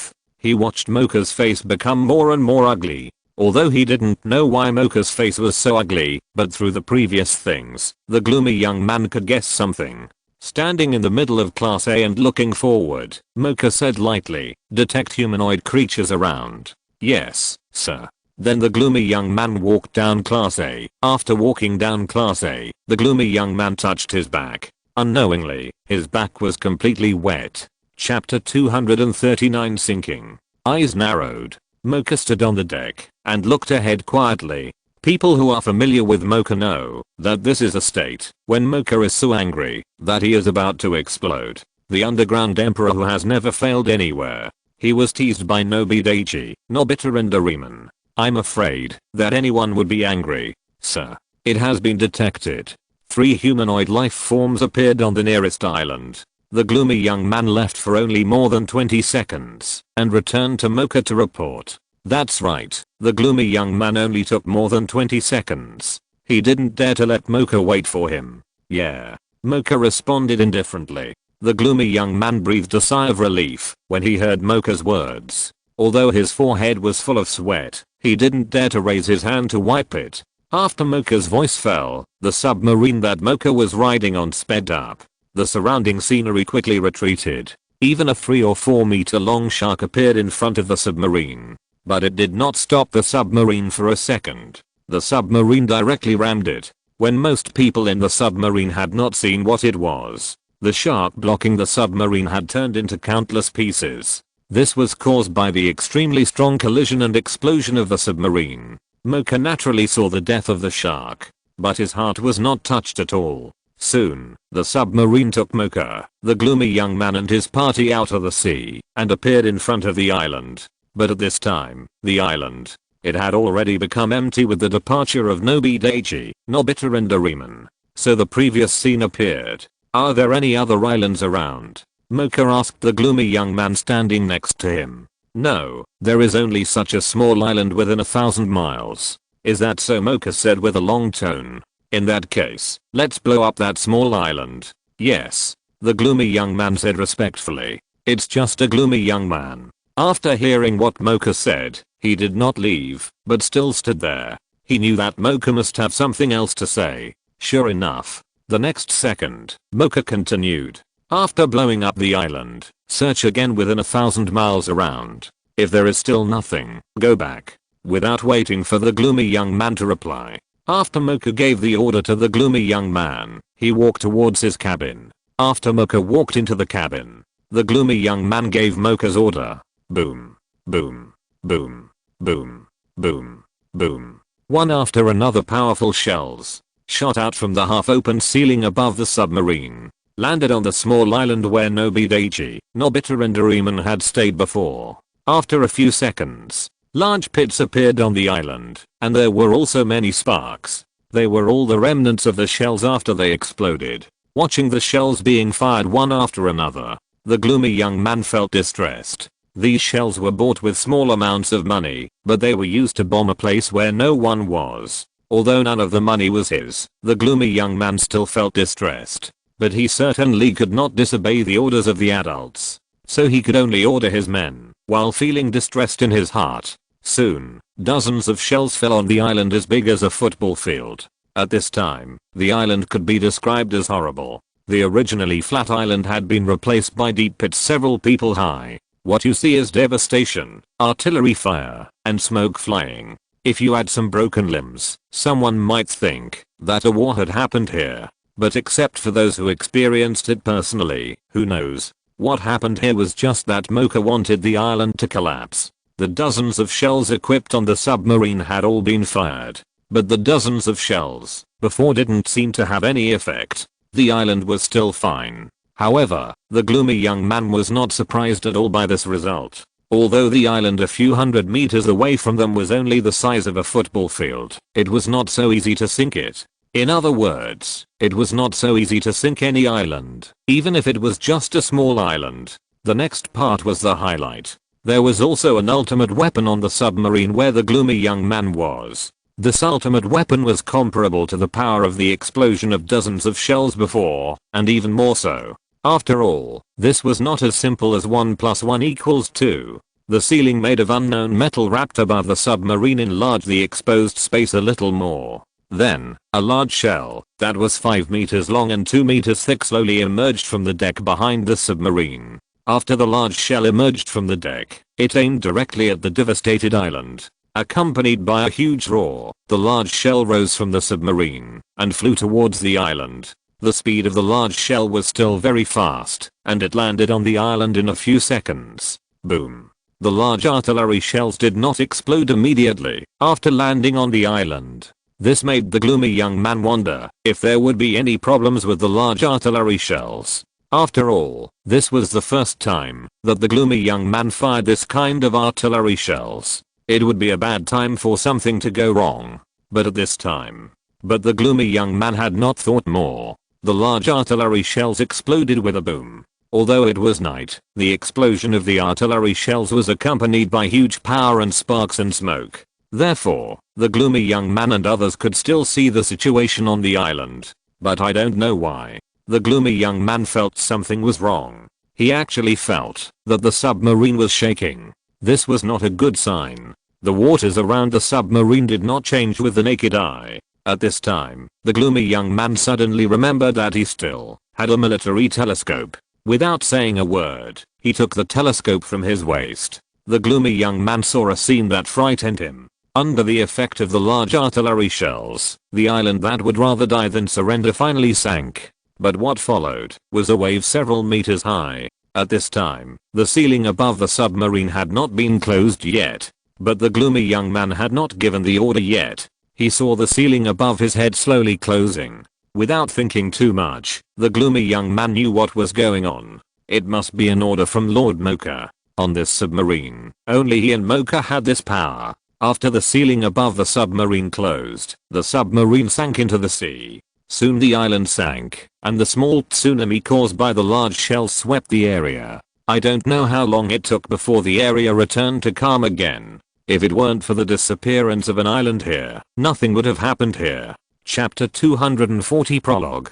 Nobi Daichi walked into the Anywhere door first, followed by Nobita and Doraemon. The moment he entered the Anywhere door, looking at the bright light outside the door and the dim afterglow of the setting sun outside the window, Nobi Daichi really felt as if he was in another world for a moment. However, Nobi Daichi immediately realized that Nobita and Doraemon had not entered the door yet. So Nobi Daichi hurriedly left the place and let Nobita and Doraemon in.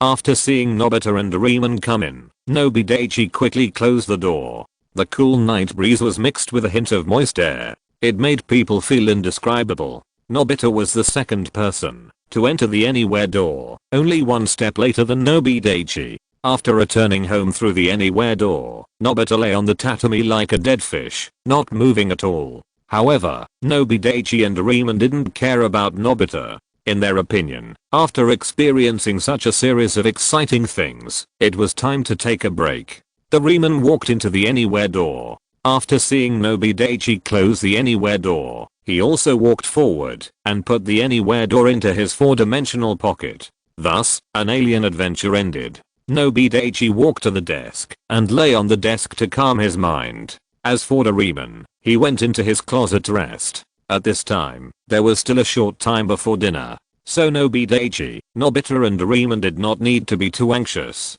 Lying on the table, Nobi Daichi closed his eyes for a while. After a long time, Nobi Daichi opened his eyes. The curtains on the window swayed by the breeze blowing in from the outside of the window, blocking the scenery outside the window.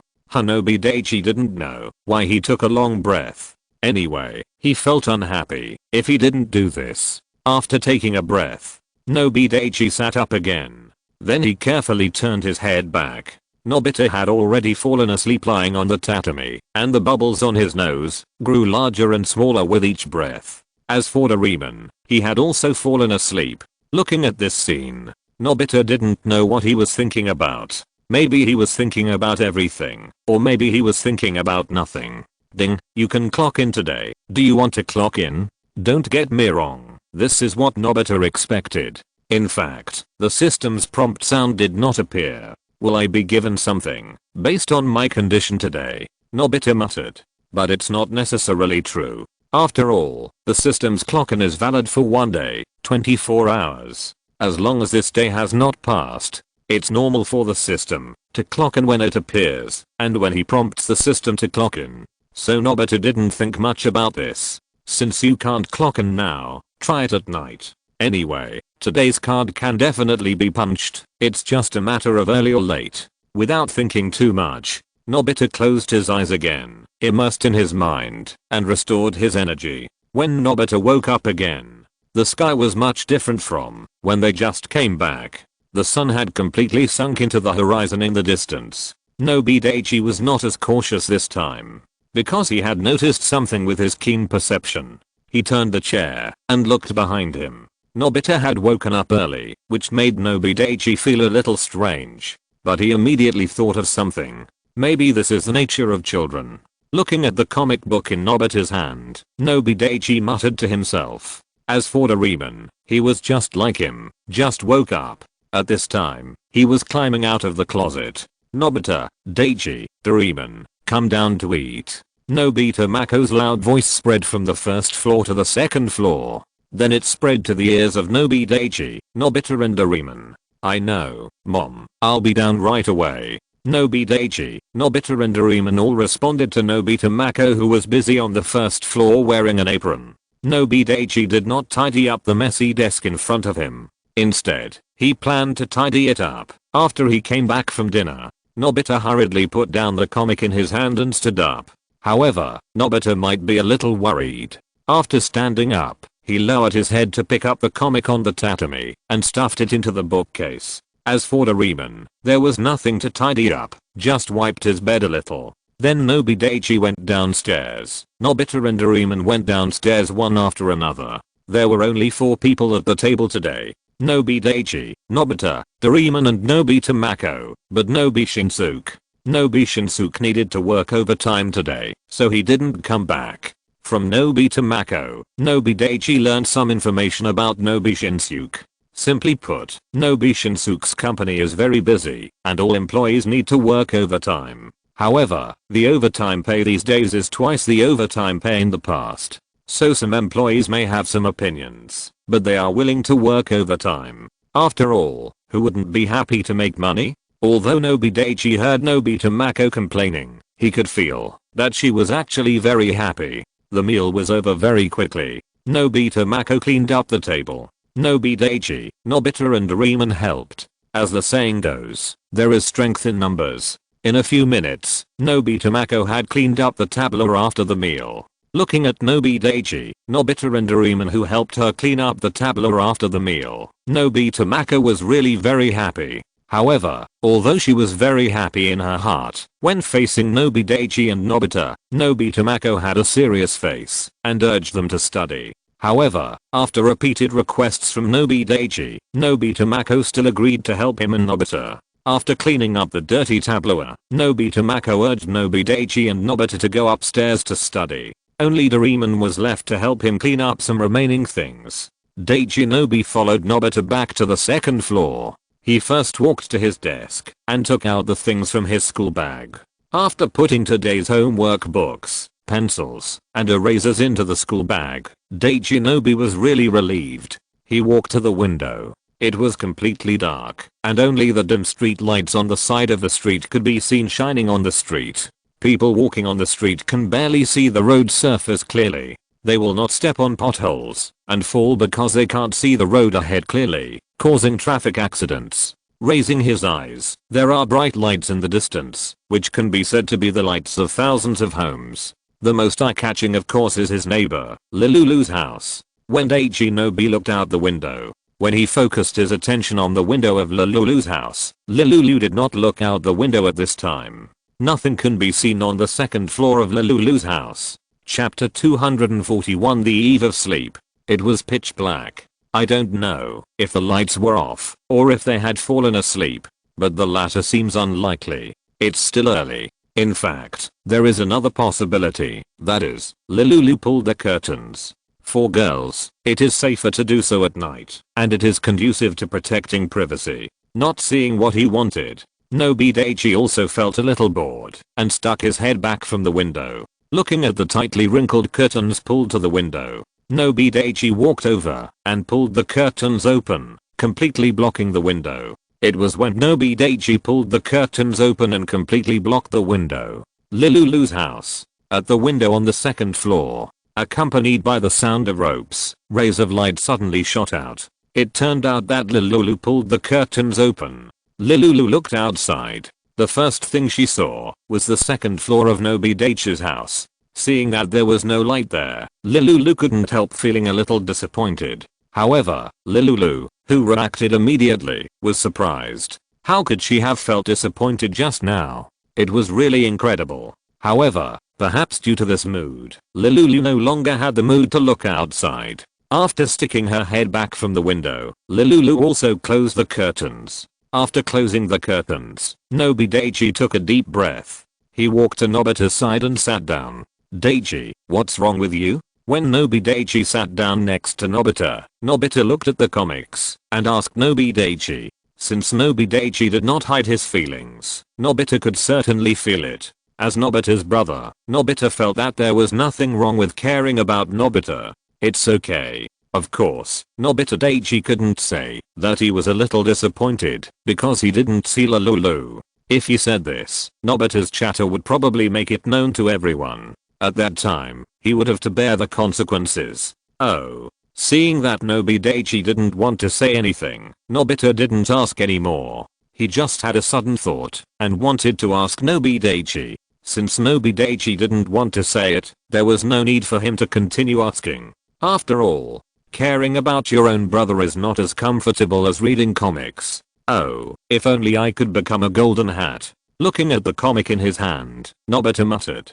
Nobita Daichi heard Nobita's muttering and curiously looked at the comic in Nobita's hand. It was just based on Nobita Daichi's eyes. The kind of comics that Nobita read really made him have no intention of reading them. Not to mention the old-fashioned story, the picture quality was pretty bad. So Nobita Daichi just glanced at it and didn't pay any more attention to it. Ka. After the door on the second floor was pushed open, Doraemon walked in. "Nobita, Daichi, what are you doing?"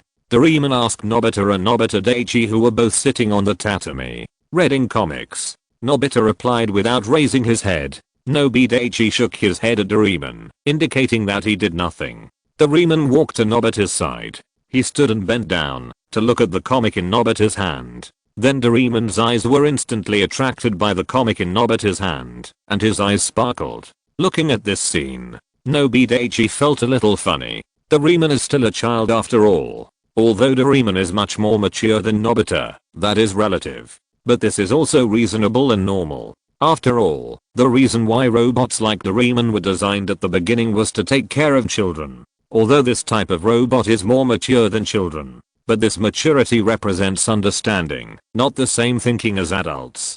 After all, if the thinking of this kind of robot is really the same as that of adults, maybe there will not be so many advantages in taking care of children. Because only children understand children, and only children understand children. Under normal circumstances, children can be true friends with children.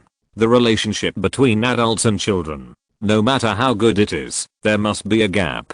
After all, they are not of the same generation, so there will always be differences in thinking. There are also many things that cannot be said between adults and children. This may be what the person in charge of the company that designed Doraemon type robots considered. Of course, all of this is Nobi Daichi's own conjecture. As for the real reason for making robots like Doraemon, it is unknown. Doraemon sat next to Nobita and read comics with Nobita. Nobita Daichi did not disturb them, but came to the desk again, picking up the school bag and unzipping it.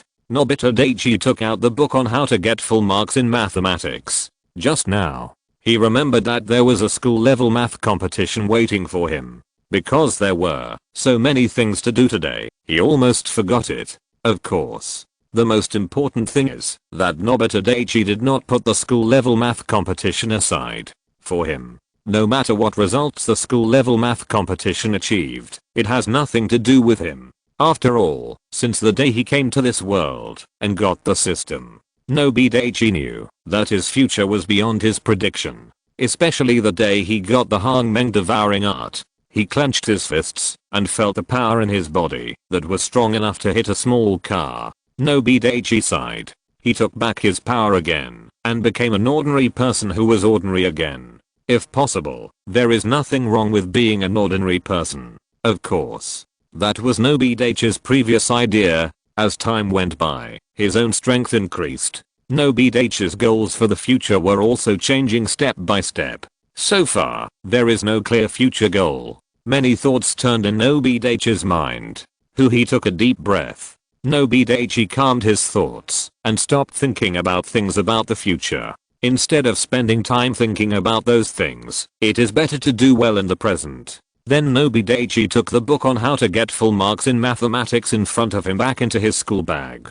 It's not that he doesn't want to read it, but that he can't read it. He glanced at the alarm clock on the table. It was already 9 o'clock in the evening. Unconsciously, it was time to go to bed. Looking back, Nobita had already put the comics back on the bookshelf, walked to the closet, and took out his own quilt.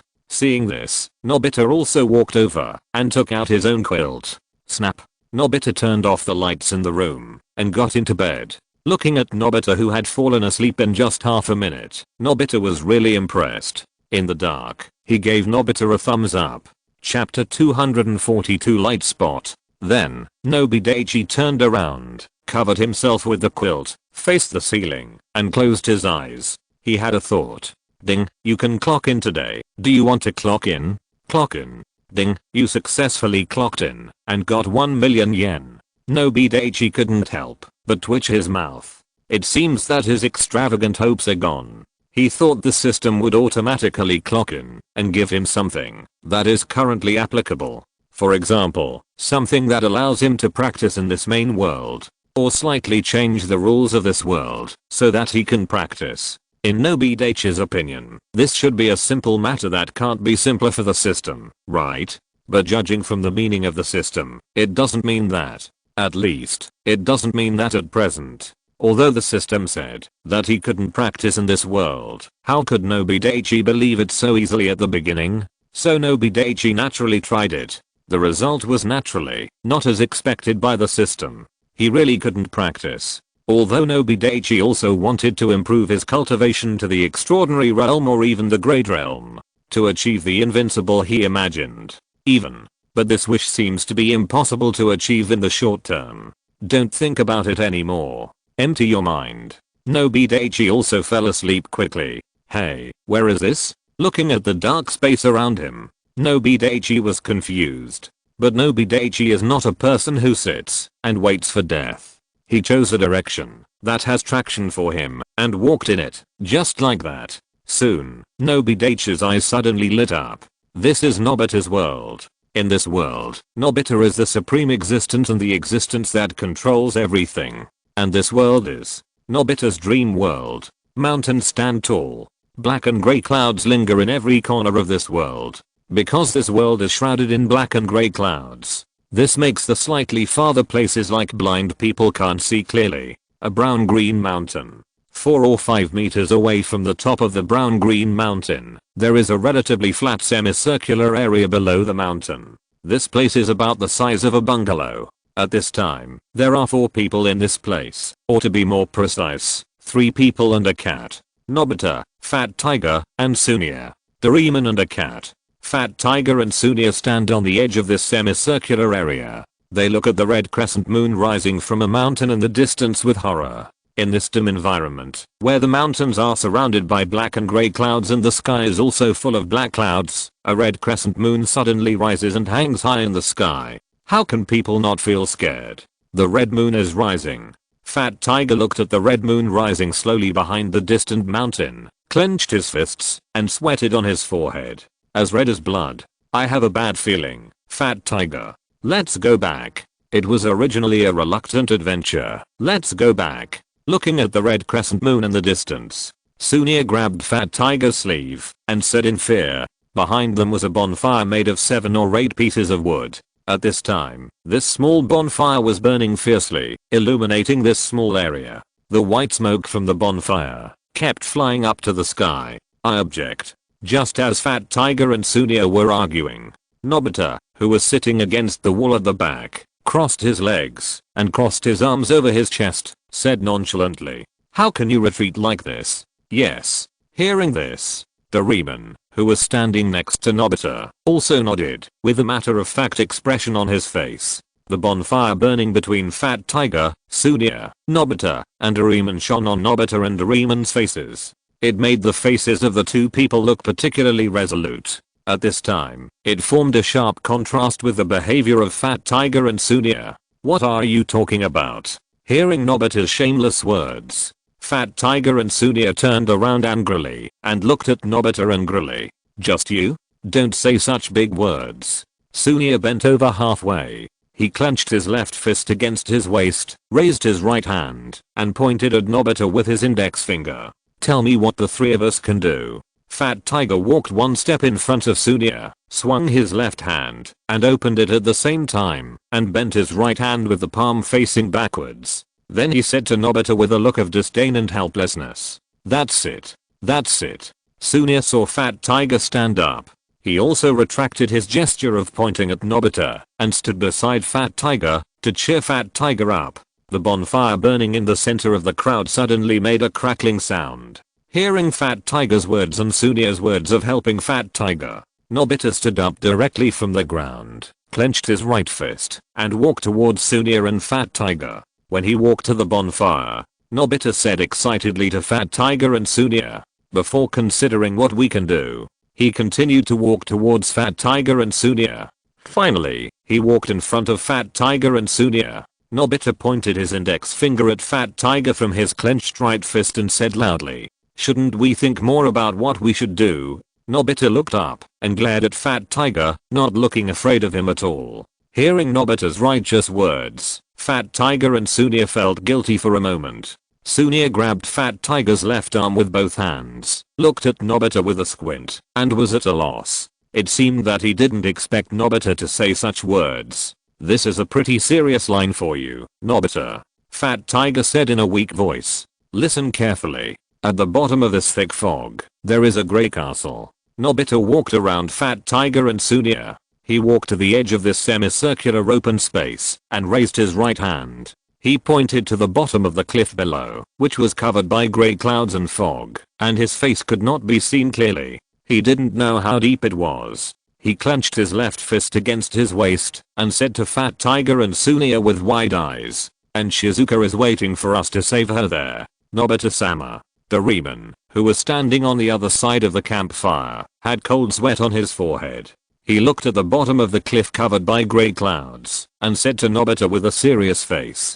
Hearing Doraemon's words, not only Nobita, but Fat Tiger and Sunia all turned their eyes to Doraemon. "What's wrong, Doraemon?" "They are approaching." As soon as Doraemon finished speaking, Nobita, Fat Tiger and Sunia all turned to look at the bottom of the cliff covered by clouds. Their eyes were fixed on the bottom of the cliff. Nobita pretended to run, with both hands clenched into fists. It was like an arrow on a bow ready to be shot at any time. Looking down the landslide to the bottom of the cliff below, the first thing that caught my eye was countless firefly-like light spots. But are there creatures like fireflies in such a place? The answer is obviously no. Chapter 243 Breaking In. Doraemon was still describing what he saw. A lot of light spots. Staggering towards us from the bottom of the grey fog.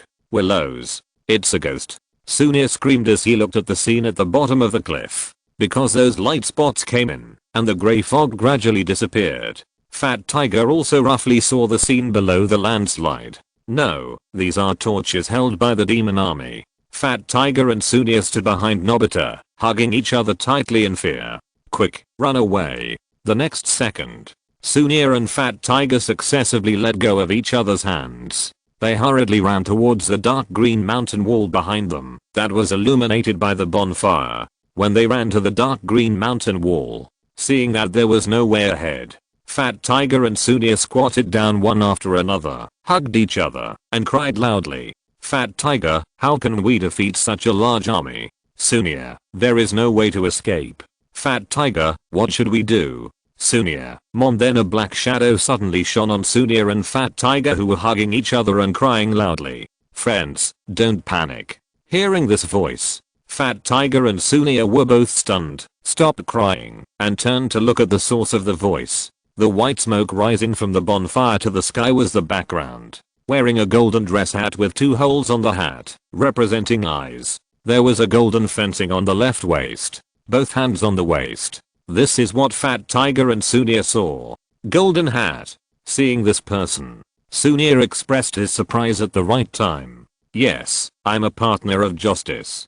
Golden hat. And I, Doraemon, who is the partner of Golden Hat." At the moment, when the voice of Golden Hat fell, a Doraemon as the main body, add some blue hair to the edge of the head. Doralion with 2 sharp teeth on the edge of his mouth, and protruding from his mouth appeared in front of Golden Hat. Mysterious hero, Golden Hat, how come he is here? Fat Tiger looked puzzled, and Sunia nodded in agreement. "When people ask for help, I will show up."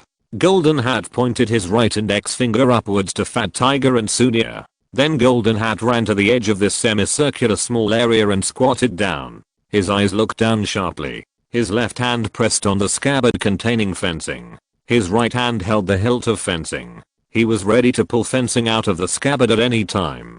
Doralion also ran to the right side of the squatting Golden Hat. Ha ha ha here watching the performances of Nobita, Doraemon, Fat Tiger and Sunia. Nobi Daichi, who was standing in the corner, finally couldn't help laughing out loud. In that dark space, Nobi Daichi kept walking towards a place according to his intuition. Finally, he came to a ball of light. Without any hesitation, Nobi Daichi stepped into the ball of light. After stepping into the ball of light, he was blinded for a short time. Nobi Daichi found himself in a semicircular place on the top of a mountain. Endless grey fog shrouded the mountain. In front of him was a hot-blooded plot of a hero defeating the big devil and saving a beauty. Starring Nobita. Secondary protagonist, Doraemon. Supporting roles, Fat Tiger and Sunia. Villain, Big Devil. Oh, maybe one more person should be added, Shizuka. So, female lead, Shizuka. However, Nobi Daichi did not interrupt the performance of the four people at first. He just watched from the side. However, Nobi Daichi finally couldn't hold back his laughter. Hearing Nobi Daichi's laughter, Golden Hat, Doralion, Fat Tiger and Sunia all looked at Nobi Daichi. The next second, Fat Tiger and Sunia ran towards Nobi Daichi, as if they had found a savior. When they ran to Nobi Daichi, Fat Tiger and Sunia both cried and told Nobi Daichi what happened just now.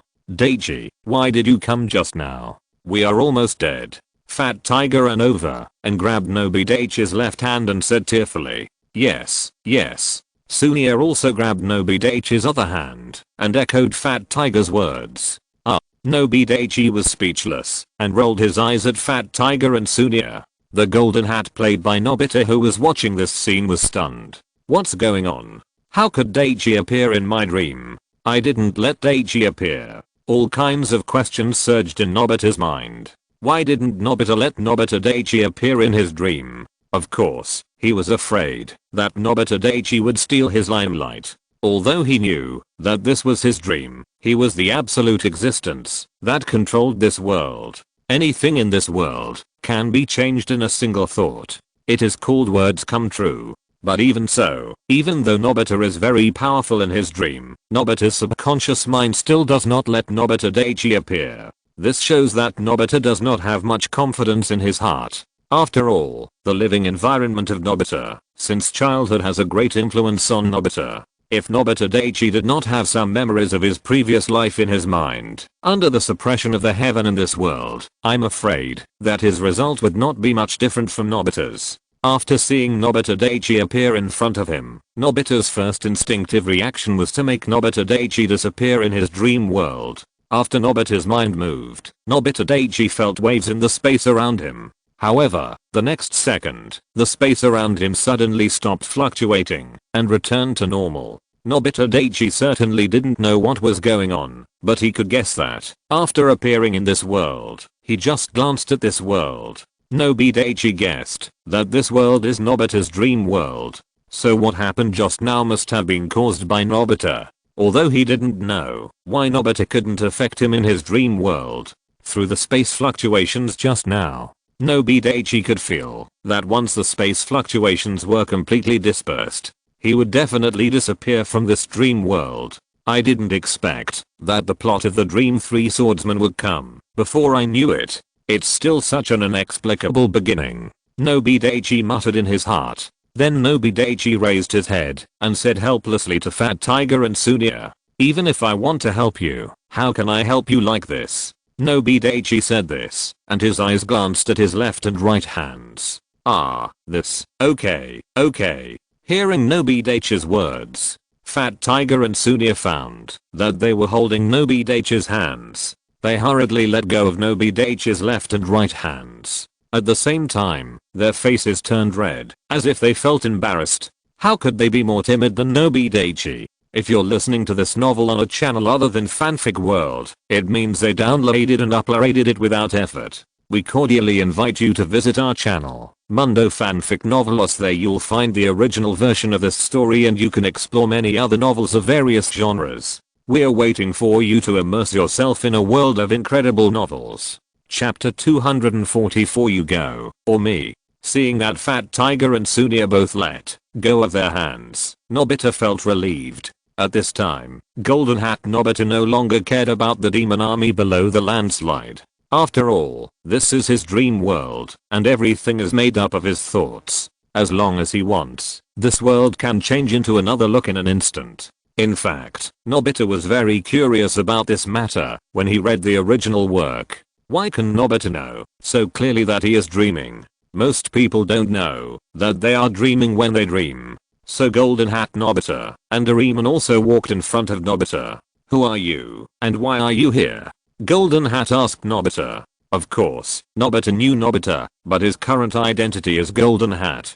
As Golden Hat, it is the right choice not to know Nobita. I'm Nobita. Nobita didn't have anything to hide and replied directly. As for why I came here, Nobita gave Golden Hat Nobita a meaningful look. After seeing Nobi Daichi's meaningful eyes, Golden Hat Nobita panicked for no reason, but soon he calmed down. While Nobi Daichi and Golden Hat Nobita were chatting, the Demon King's army was getting closer and closer to them. When the Demon King's army was close to Nobi Daichi and his friends, Fat Tiger and Sunia could see the full picture of the Demon King's army more clearly. The soldiers of the Demon King's army looked like rabbits. But unlike ordinary rabbits, the rabbit soldiers in the Demon King's army were much larger than ordinary rabbits, about 1 meter tall. Their eyes were blood red.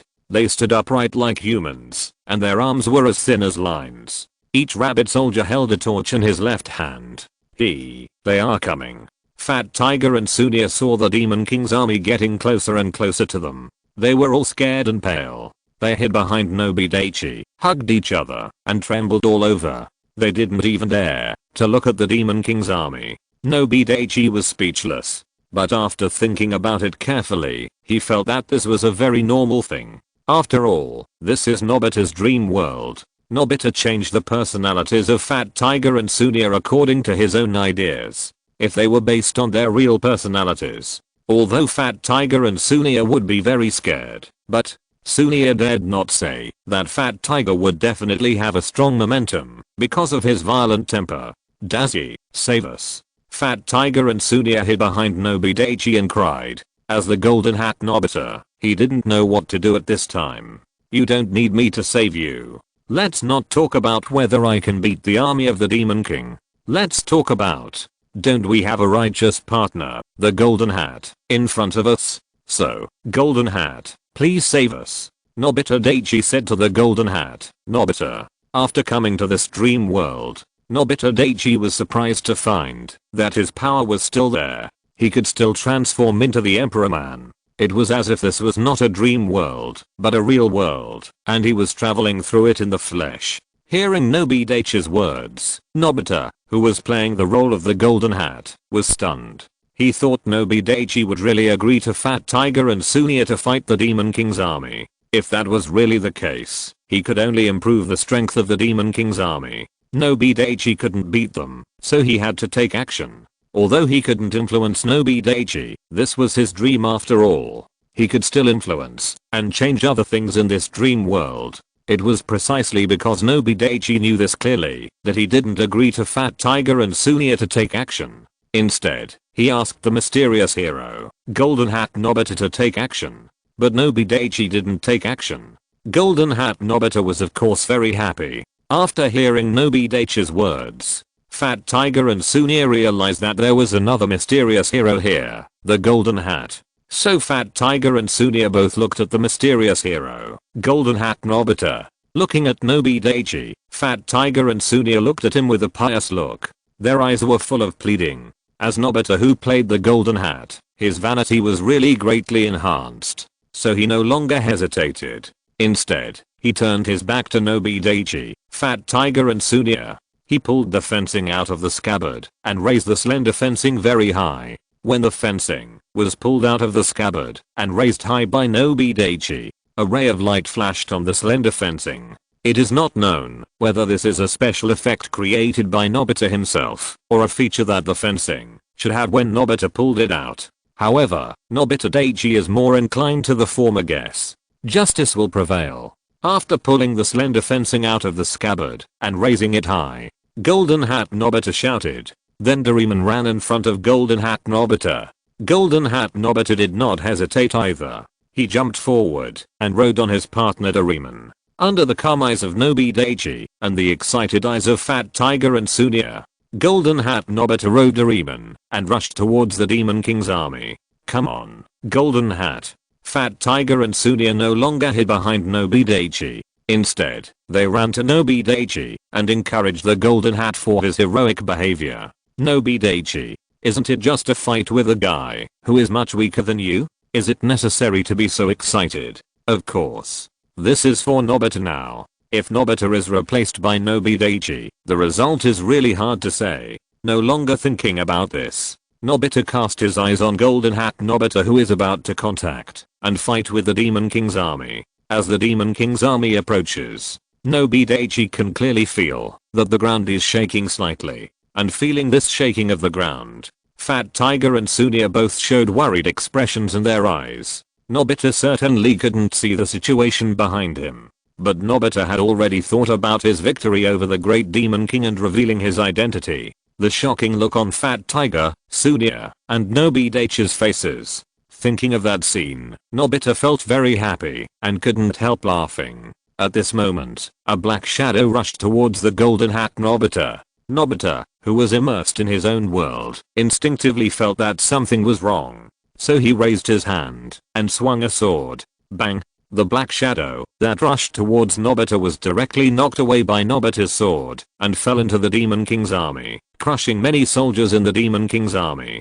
Chapter 245 Demon King. After getting rid of the black shadow that attacked him, Nobita had time to see the black shadow that attacked him clearly and found that it was just a relatively large rabbit soldier. Nobita couldn't help but feel a little scared. He almost capsized in the gutter in his dream world. The army of the devil. Although many rabbit soldiers were killed by the sudden fall of the black shadow, causing a small area of the army to fall into a small-scale chaos. But for the entire army of the devil, the impact was not very big. Therefore, the rabbit soldiers in other places away from the chaotic area still rushed towards Nobita. However, Nobita had already been mentally prepared because of the sudden attack of the black shadow before. So facing the huge army of the devil, dozens of rabbit soldiers, there was no fear in his heart. Riding on Doraemon, holding the fencing in his right hand, he rushed towards the army of the devil. He rushed left and right in the army of the devil. After dozens of seconds, the demon army, dozens of rabbit soldiers fell to the ground one after another, and their lives and deaths were unknown. Nobi Daichi, Fat Tiger and Sunia, who were hiding in the back, hurriedly ran to the edge of the landslide, watching the Golden Hat coming down the landslide to fight to the death with the demon army. After seeing the Golden Hat cleanly and neatly solve the demon army, the excitement on Fat Tiger and Sunia's faces was beyond words, and they waved their fists and shouted, "Fat Tiger, awesome, it's really a genuine Golden Hat. Sunia, come on, go ahead, beat them to a pulp." Nobi Daichi's eyes were also a little surprised. Nobita's dream and reality are indeed two completely opposite existences. In reality, Nobita is often inferior, unconfident and weak. But in his own dreams, Nobita is extremely confident and often has the strength to match it.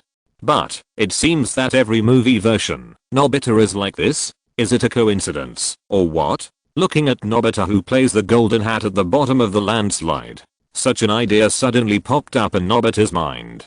It seems that Golden Hat is not far from victory. Let's go down to find him. Looking at Fat Tiger and Sunia, who were shouting and yelling at the side, Nobita Daichi asked them, "Okay, I also want to ask how Golden Hat became so powerful?" Fat Tiger and Sunia were both excited, so there was no suspense. Fat Tiger and Sunia were looking at the situation below the landslide and climbed down carefully. They were afraid that they would roll down if they were not careful. As for Nobita Daichi, such a small landslide, of course, there was no obstacle for him. It was just a very easy problem. Standing on the edge of a cliff, a simple flip jump, Nobita Daichi jumped from above without experiencing any landslide.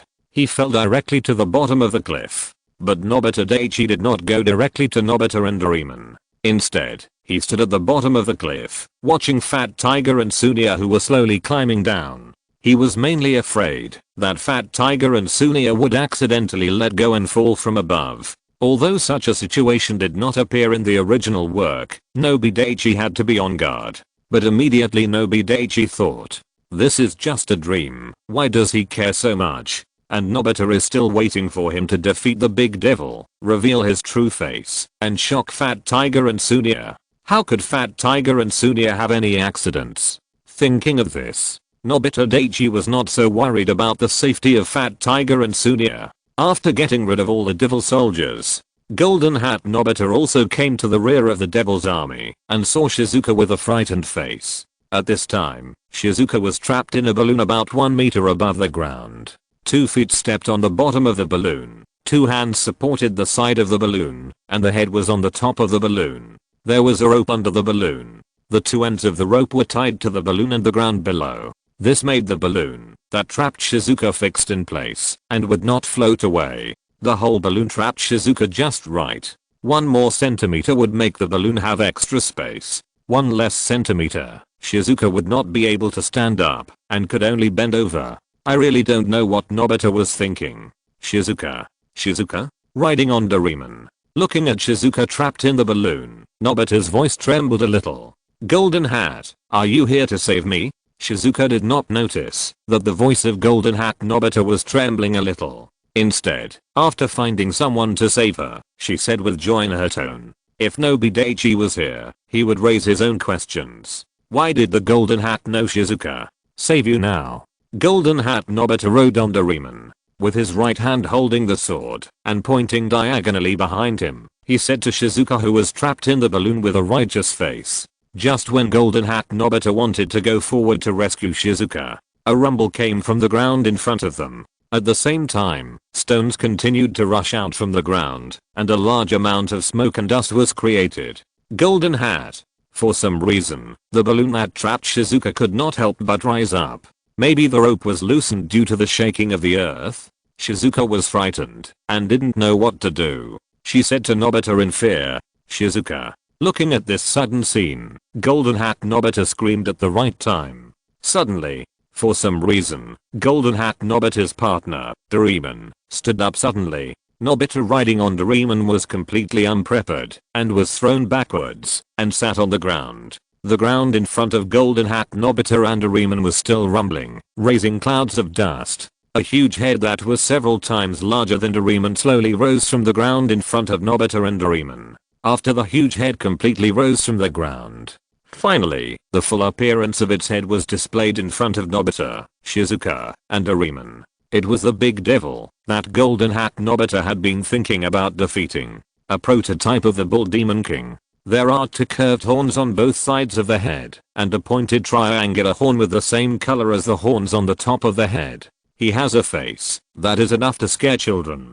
Green face and fangs. There are 8 or 9 fangs in his mouth, no matter upper or lower. After seeing Nobita and Doraemon clearly in front of him, the big devil roared. Looking at the big devil whose head has been fully revealed, sitting on the ground, Golden Hat Nobita stumbled and said in some surprise, "What a huge monster is this?" Doraemon, who was standing next to Golden Hat Nobita, also looked at the suddenly appeared big devil with a serious face. "You made me wait so long, Golden Hat." The big devil moved his mouth slightly and said something.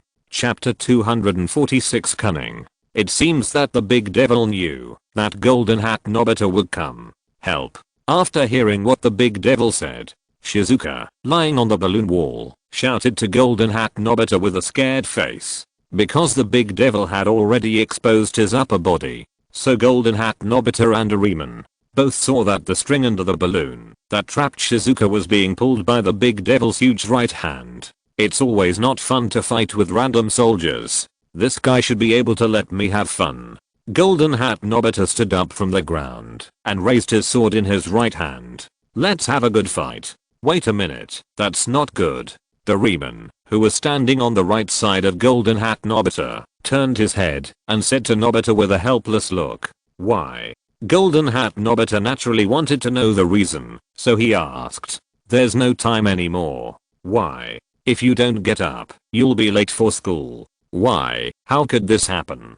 Golden Hat Nobita spread his hands and was very helpless. The final battle is coming. After rescuing Shizuka, we have to let Fat Tiger, Sunia, and as he see the true face of the Golden Hat, we have to surprise them. Golden Hat Nobita looked at the Great Demon King for a few times, turned his head, and explained to Doraemon seriously. Just when Golden Hat Nobita and Doraemon were chatting happily, Fat Tiger and Sunia's excited voices came from the fog not far behind them. Dashi and the others are here.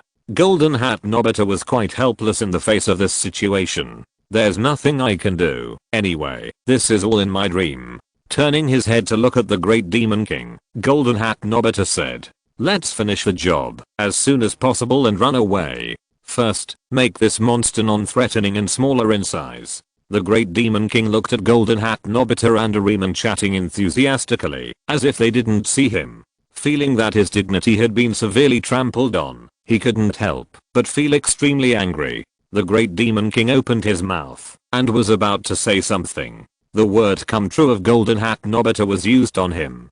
"Too cunning. This is cheating." The big devil looked at his body shrinking. In the end, he became about the same height as Golden Hat Nobita, just a little taller and fatter than Golden Hat Nobita. He said to Golden Hat Nobita with a face full of grief and indignation. The unwillingness mixed in his voice really made people cry, and the listeners feel sad. Nobi Daichi stood at the bottom of the cliff, quietly watching Fat Tiger and Sunia climb down. After Fat Tiger and Sunia climbed down carefully, Nobi Daichi walked in front and led Fat Tiger and Sunia to Golden Hat Nobita. Although there was fog blocking the way ahead, according to the previous situation, as long as you walk straight, you can see Golden Hat Nobita, Doraemon and others. As expected, the fog in front became thinner and thinner, and the outlines of Golden Hat Nobita and Doraemon became clearer and clearer. When Nobi Daichi finally saw the situation in front of him, he saw that the Great Demon King was shrunk by the cheating Golden Hat Nobita using the ability of word "come true."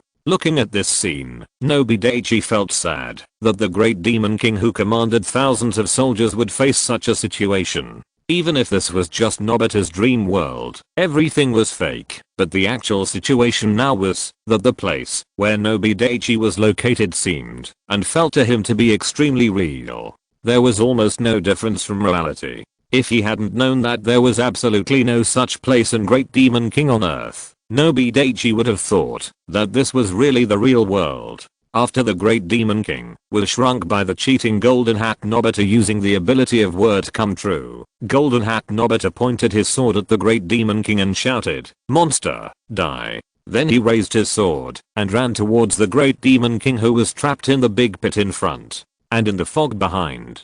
Nobi Daichi, Fat Tiger and Sunia finally passed through the thick fog. After seeing the situation ahead clearly, Fat Tiger and Sunia ran straight away, surpassing Nobi Daichi and coming to the side of Doraemon.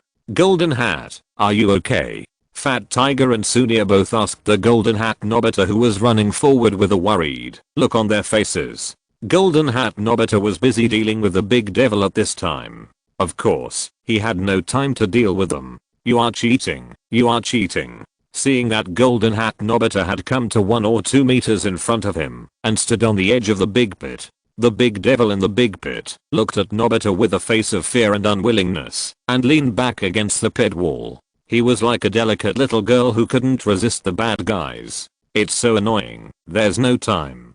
Golden Hat Nobita didn't care about that. He only knew that he didn't have much time now. He had to deal with the monster in front of him as soon as possible. Then go back to reveal his true face to Nobi Daichi, Fat Tiger and Sunia. Surprise them. After the words fell, Golden Hat Nobita jumped directly onto the head of the big devil. Then he raised his sword and shouted loudly, "Justice will prevail." At this moment, behind Golden Hat Nobita, it seemed that thousands of rays of light shot out in all directions. This set off the extraordinary bravery of Golden Hat Nobita. The big devil who was stepped on by Golden Hat Nobita also slipped and fell into the big pit. Just like that, Golden Hat Nobita defeated the big devil, Nobi Daichi. Then Golden Hat Nobita jumped down from the head of the big devil. After walking in front of Nobi Daichi, Fat Tiger and Sunia, Golden Hat Nobita asked Nobi Daichi and the other two anxiously. If you have any questions, ask them quickly.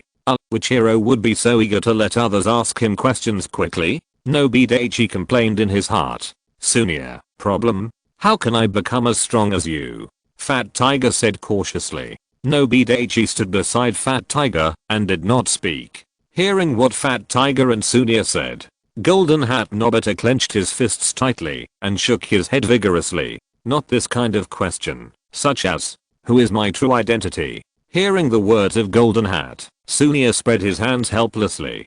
But, that's a secret, right? It's polite for you to ask it for the time being.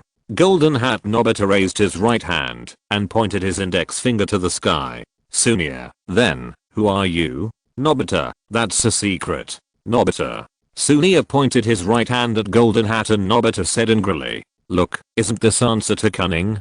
Chapter 247 Dissatisfaction. Just as Sunia finished speaking, Golden Hat Nobita stretched out his right hand in front of his chest, pointed his index finger upwards and continued. However, today I will make an exception and let you see my handsome face. After saying this, Golden Hat Nobita wanted to take off the hat on his head. At the same time, he shouted, I am. When Fat Tiger and Sunia heard the words of Golden Hat, they were surprised. Really? But what happened next made Nobita Daichi feel quite speechless. Just like the original, Nobita's head hat was worn too tightly, and he couldn't take it off for a while. Take it off. Can't take it off. The hat is worn too tightly. In fact, Nobita Daichi had a lot of doubts in his heart. You know, this is Nobita's own dream. How could such a mistake happen? Just when Fat Tiger and Sunia were looking at Golden Hat Nobita who was about to take off his hat with expectation, this gloomy world suddenly remembered the voice of Mother Nobita Tomako. Nobita. Daichi. Hearing the call from his mother Nobita Tomako, Doraemon walked to the side of Golden Hat Nobita and looked at the sky and said to Nobita, not good, Mom is calling you. Hearing this sentence, that was completely inconsistent with the surrounding environment, Nobita Daichi couldn't help but twitch his mouth. But Nobita Daichi reacted immediately. He just seemed to have heard his mother Nobita Tomako calling his name. Hearing Doraemon's words, Golden Hat Nobita said, no, it was just that the words of his mother Nobita Tomako rang again in this world. Nobita, get up quickly. From the words, mixed with his mother Nobita Tomako, Nobita Daichi felt as if he heard his own name. Nobita, you must get up. Because his mother Nobita Tomako's words were more urgent. Doraemon didn't care about hiding Nobita's identity and said directly to Golden Hat Nobita. Then Doraemon flew directly into the sky without the help of anything. Doraemon. Nobita, the Golden Hat, saw Doraemon flying away and he didn't care about hiding Doraemon's identity. He shouted Doraemon's name loudly and followed Doraemon to fly into the sky. Nobita didn't follow him because he found that he couldn't fly. Doraemon and Nobita soon disappeared in a colorful glow in the sky. How should I go back? Should I? Nobita muttered. But before Nobita finished muttering, the surrounding space was like a mirror and turned into countless fragments. Nobita felt a black screen in front of his eyes, and when he saw the scenery in front of him again, he saw the ceiling in the room. At the same time, he heard the voice of his mother Nobita Tomako. Nobita, how long do you want to sleep? If you don't hurry up, you will be late today. Nobita woke up from the sleep that made him indulge. As soon as he opened his eyes, he saw his mother Nobita Tomako standing next to his bed with her hands on her hips. He was startled and said hurriedly, okay, get up now. Nobi Daichi felt something was wrong when he heard his mother Nobita Tomako scolding Nobita. He hurriedly got up from the bed and made the bed. He really didn't expect that after he traveled to Nobita's dream world, he would get up as late as Nobita. Mother Nobita Tomako looked at Nobita and Nobita who got up in a hurry and felt helpless. Unexpectedly, even as this good boy who has been performing well recently, got up late today. Seeing Nobita and Nobita who hurriedly got up from the bed, Mother Nobita Tomako didn't say anything else, sighed, and went downstairs. Doraemon, who was standing at the head of Nobita and Nobita's bed, had a suspicious look on his face. In his cognition, it is normal for Nobita to get up late, but it is a bit problematic for Daichi to get up late. But Doraemon did not ask. After all, the main goal of Nobita and Daichi is to go to school as soon as possible. They can't delay their time any longer. When Nobita and Daichi made their beds and came to the first floor, their mother Nobita Tamako was sitting at the dining table. When she saw them, she said unhappily, "Hurry up and wash your face, have breakfast and go to school." Okay. Daichi and Nobita responded and went to the bathroom to wash their faces obediently. As for eating, Nobita didn't have that much time. Nobita took a piece of bread from the dining table and went back to his room to pick up his school bag. Then he hurried downstairs to go to school. Nobita wanted to tell Nobita that he would never be late as long as he was there. But Nobita's action was too unexpected. Nobita couldn't react at all. By the time Nobi Daichi realized what was happening, Nobita had already left with his school bag. Then, what else could Nobi Daichi do? He could only pick up a piece of bread, go back to the second floor, pick up his school bag, and go to school. Looking at the two people who left in a hurry without even saying hello to her, Nobi Tamako was not angry, but was relieved.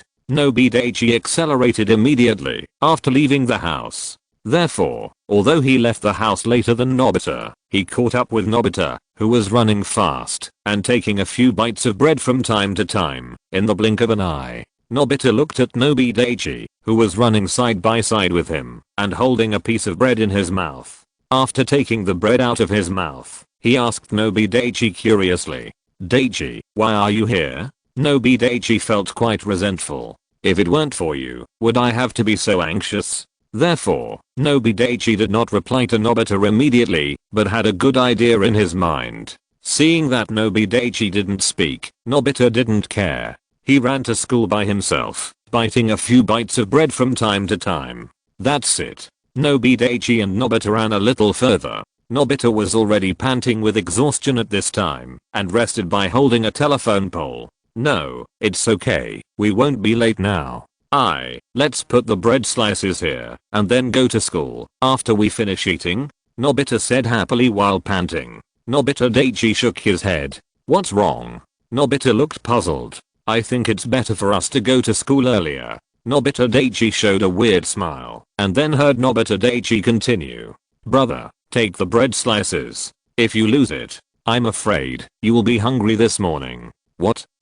Nobita was confused. He didn't know what Daichi was talking about and what he meant. But Nobita Daichi obviously didn't give Nobita time to react. The moment the voice fell, Nobi Daichi came to Nobita's side in one leap, then stretched out his right hand and grabbed Nobita and ran towards the school without looking back. Chapter 248 Dream Lesson. At Nobi Daichi's current speed, although it is not as fast as the Emperor Man's transformation, it is still far beyond the human limit speed. Therefore, after Nobi Daichi grabbed Nobita and ran to school, Nobita felt as if he was about to fly, and the space around him seemed to be distorted. But it was indeed the case. At Nobi Daichi's current speed, Nobita could easily follow him without touching the ground. Bye.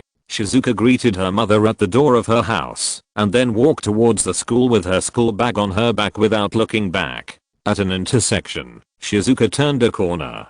Suddenly, Shizuka felt a black shadow flying by her side, and at the same time, a strong wind was raised. "Ah!" Shizuka screamed, and subconsciously stretched out her hands to grab her pink princess dress that was blown up by the wind.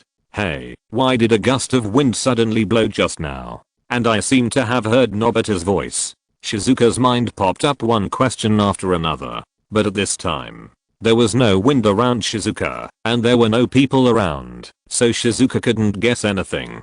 So after Shizuka patted the dust off her clothes, she continued to walk towards the school, as if nothing had happened just now. Nobi Daichi pulled Nobita. They stopped at a place only a few dozen meters away from the school gate. After stopping, Nobi Daichi ate the bread slices, as if nothing had happened. I have to say, the bread slices made by Mother Nobi Tamako today tasted pretty good. And Nobita, who was standing next to Nobi Daichi, had a lost expression on his face. If others didn't know the reason, they would think that something had happened to Nobita. Plop. Nobita swallowed his saliva with great difficulty. This was when he woke up from the excitement just now, and he couldn't help but shiver all over. Hey, brother, if you don't eat bread, you really won't have time. Looking at Nobita, who was still in a daze, Nobi Daichi kindly reminded him. After rushing here, Nobi Daichi glanced at the huge electronic clock hanging in the middle of the school building.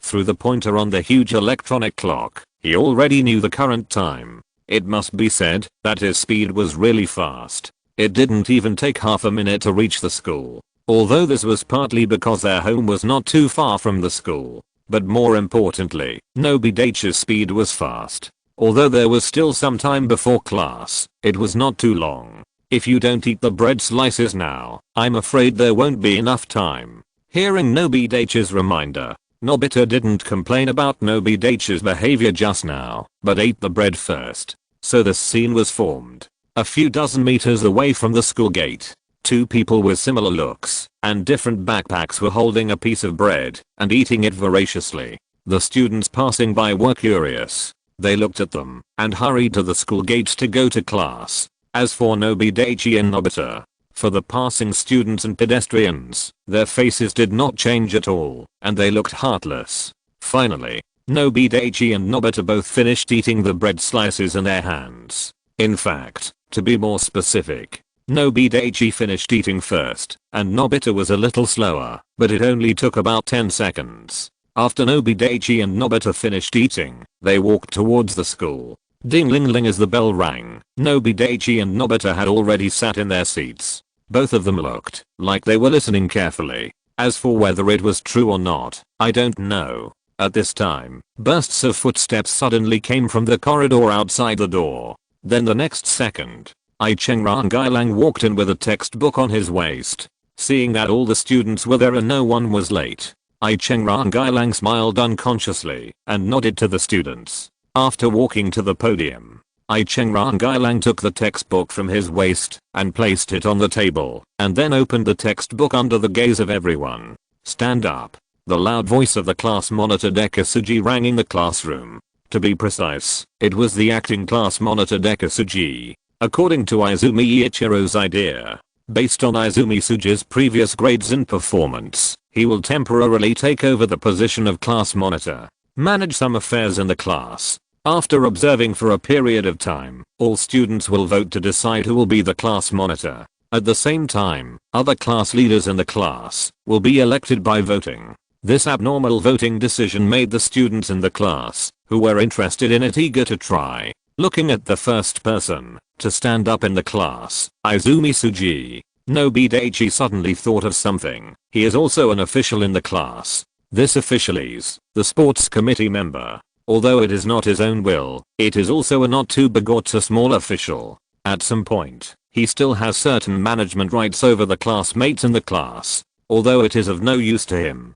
Hello, teacher. After Izumi Suji's voice fell, all the students, including Nobi Daichi, stood up and shouted to the teacher Izumi Ichiro. Well, sit down. With the sound of the benches crossing, all the students sat down.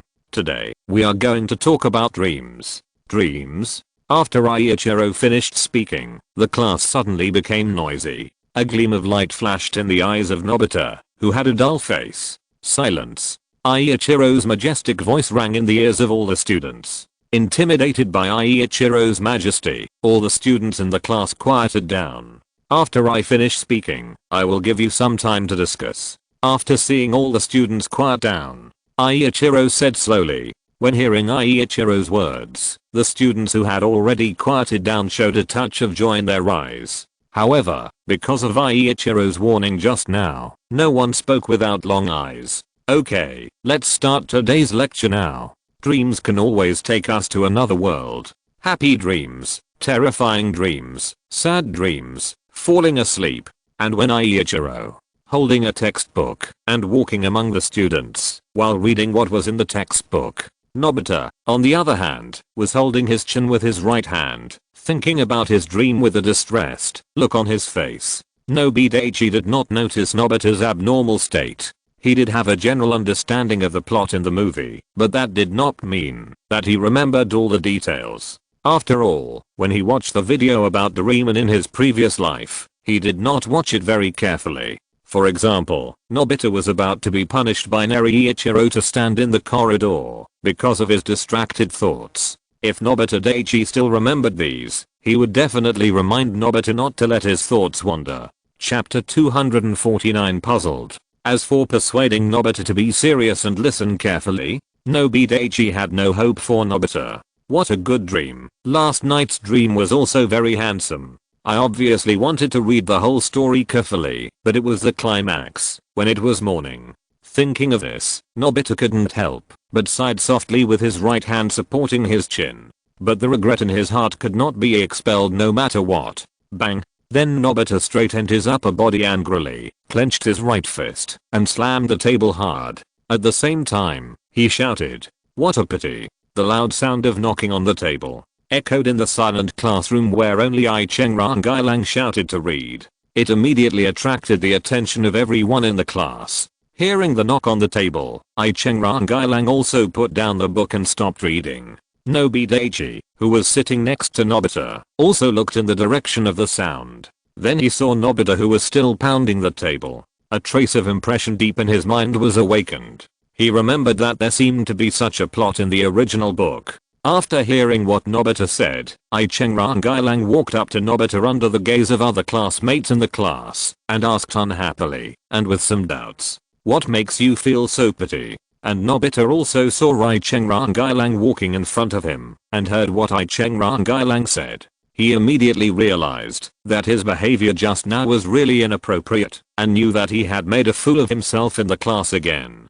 But it was impossible for him to tell the dream he had last night in public. He would never tell it, even if he was beaten to death. So Nobita could only say awkwardly, "No, nothing." The cold sweat on Nobita's forehead kept coming out. Hearing Nobita's obviously perfunctory answer, other classmates in the class, Shizuka, Fat Tiger and Sunia all laughed loudly. Nobi Daichi did not laugh. This kind of thing was not funny at all in his opinion. After all, the information in his previous life was quite complicated. Some jokes can make people of this era laugh. But Nobi Daichi immediately abandoned this idea. It is definitely not that simple. Even if he took out the jokes from his previous life, people of this era might not laugh. Not to mention that the jokes he knew were not from the same country. The gap between the times, the meanings of many languages are different. Even if you said a joke, it might be different or even completely opposite because of the different meanings of a certain word in the language. And when he heard what Nobita said, Ai Cheng Rangailang's face suddenly turned red with anger. "You are late again, you don't do your homework, and you delay other students' class time." The next second, Ai Cheng Rangailang's roar rang out in the classroom. Students from other classes seemed to have heard Ai Cheng Rangailang's roar. "Really, you useless guy, stand in the corridor for punishment." Yes, teacher," Nobita replied weakly. Then he stood up from his seat and walked out of the classroom quickly under the gaze of other students in the class. After watching Nobita walk out of the classroom, Neriichiro couldn't help but shook his head. He turned his head, looking at Nobi Daichi, who was sitting next to Nobita. Neriichiro's disappointed mood was slightly relieved. Nobi Daichi naturally noticed the gaze cast by Neriichiro. But Nobi Daichi was not timid at all and looked directly into Neriichiro's eyes. Seeing Nobi Daichi with no distractions in his eyes, Neriichiro was even more relieved. "Okay, forget about Nobita, let's continue the class." After Nobita walked out of the classroom, he stood to the right of the door. Then he relaxed, after confirming that people in the classroom couldn't see him. After experiencing so many punishments, Nobita thought it was just like that. Although he would feel a little embarrassed and be laughed at by his classmates, it didn't seem to be a big deal. Nobita laughed at himself in his heart. He stood there. Nobita felt dazed, as if he saw his days as the golden hat again. "Monster, I will definitely defeat you." No, Daichi, why are you stopping me from defeating the monster?" Nobita looked at Nobi Daichi, who had transformed into Emperor Man, and stood in front of him, feeling unwilling. However, he did not expect that Nobi Daichi, who had transformed into Emperor Man, suddenly had a golden sword in his hand and stabbed at him. "No!" Nobita screamed in horror and opened his eyes suddenly. Then Nobita found that he was still standing in the corridor as punishment, and then he heard a burst of hurried footsteps. "Nobita, what are you yelling about? Don't delay others learning without studying yourself." Ai Cheng Rangailang walked out of the classroom and looked at Nobita with gritted teeth. This time Rangilang was really angry. Nobita often lost his mind in class, he knew it. Like Nobita, Rangilang was also used to Nobita's doings. As long as it did not delay other students' learning, Rangilang would often turn a blind eye. But this time Nobita really went too far. If you do it again, I will call your parents. After saying this, Neriichiro said nothing more and turned back to the classroom. Hearing Neriichiro say the teacher's secret weapon, calling the parents, Nobita knew that he had really angered the teacher. Neriichiro is a very serious teacher in teaching and does not allow students to make any mistakes in his class. Otherwise, the parents will definitely be called. And once, Nobita was frequently called to school by Neriichiro because he did not study hard. But Neriichiro called Nobita to Mako many times. After finding that it was useless to Nobita, he also gave up calling Nobita's parents. Instead, he punished Nobita to stand in the corridor. It's really strange. Why is there Dashi in my dream? Nobita muttered. Ding ling ling. When Nobita was thinking about this question, the bell for the end of get out of class rang quietly. Nobita, who was thinking about the problem, was startled. However, although the bell rang, Nobita did not move at all.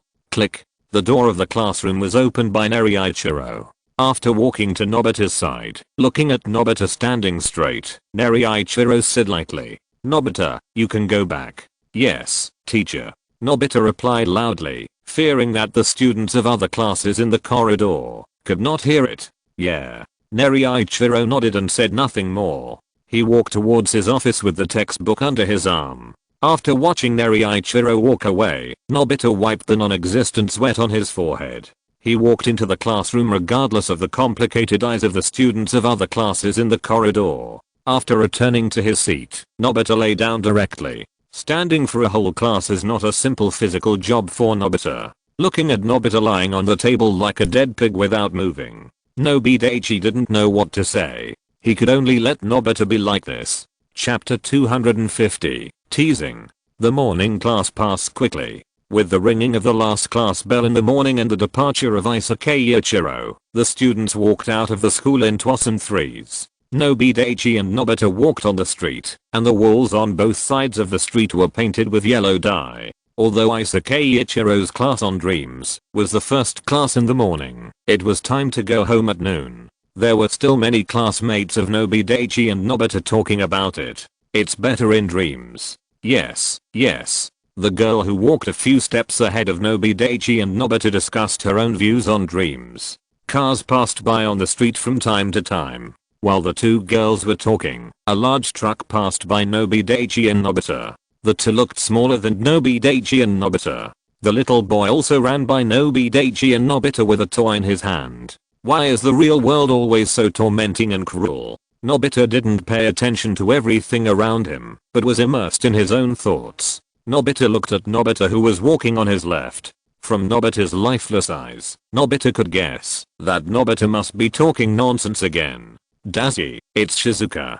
Suddenly, Nobita only heard Nobita calling him and then ran forward. Looking up, Nobita found Shizuka walking not far ahead of them. Seeing this, Nobita also hurriedly followed Nobita to Shizuka. Nobita walked quickly behind Shizuka. He didn't call Shizuka, but smiled and didn't know what he was thinking. Although you may not know, it was really a close call last night.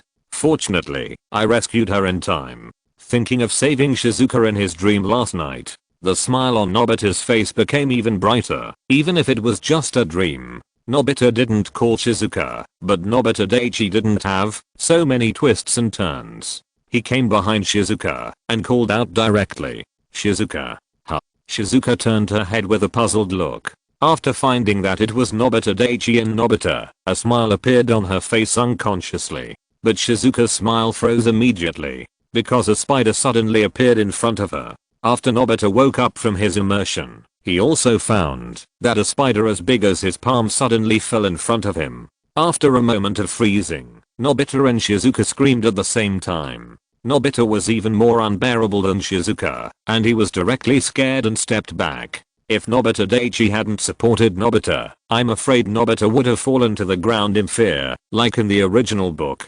After the spider fell inexplicably, Nobi Daichi noticed the imperceptible thin line hanging the spider. Ha ha ha. At this time, a burst of laughter suddenly came from behind Nobi Daichi and the other two. Nobi Daichi, Nobita and Shizuka looked in the direction of the laughter. They found Fat Tiger and Sunia pointing their fingers at them. At this time, Fat Tiger and Sunia were almost unable to straighten their backs due to laughter. When looking at Fat Tiger and Sunia, Nobita and Shizuka also noticed the fishing rod in Fat Tiger's hand. Then they looked at the barely detectable thin line on the palm-sized spider. How could Nobita and Shizuka not understand that all this was a prank by Fat Tiger and Sunia? The main purpose was to scare them and see how ugly they were. But Shizuka guessed wrong. Fat Tiger and Sunia's main purpose was actually to scare Nobita. But they didn't expect Shizuka to suddenly turn around. So the current situation is that Shizuka and Nobita were both frightened by Fat Tiger and Sunia's prank.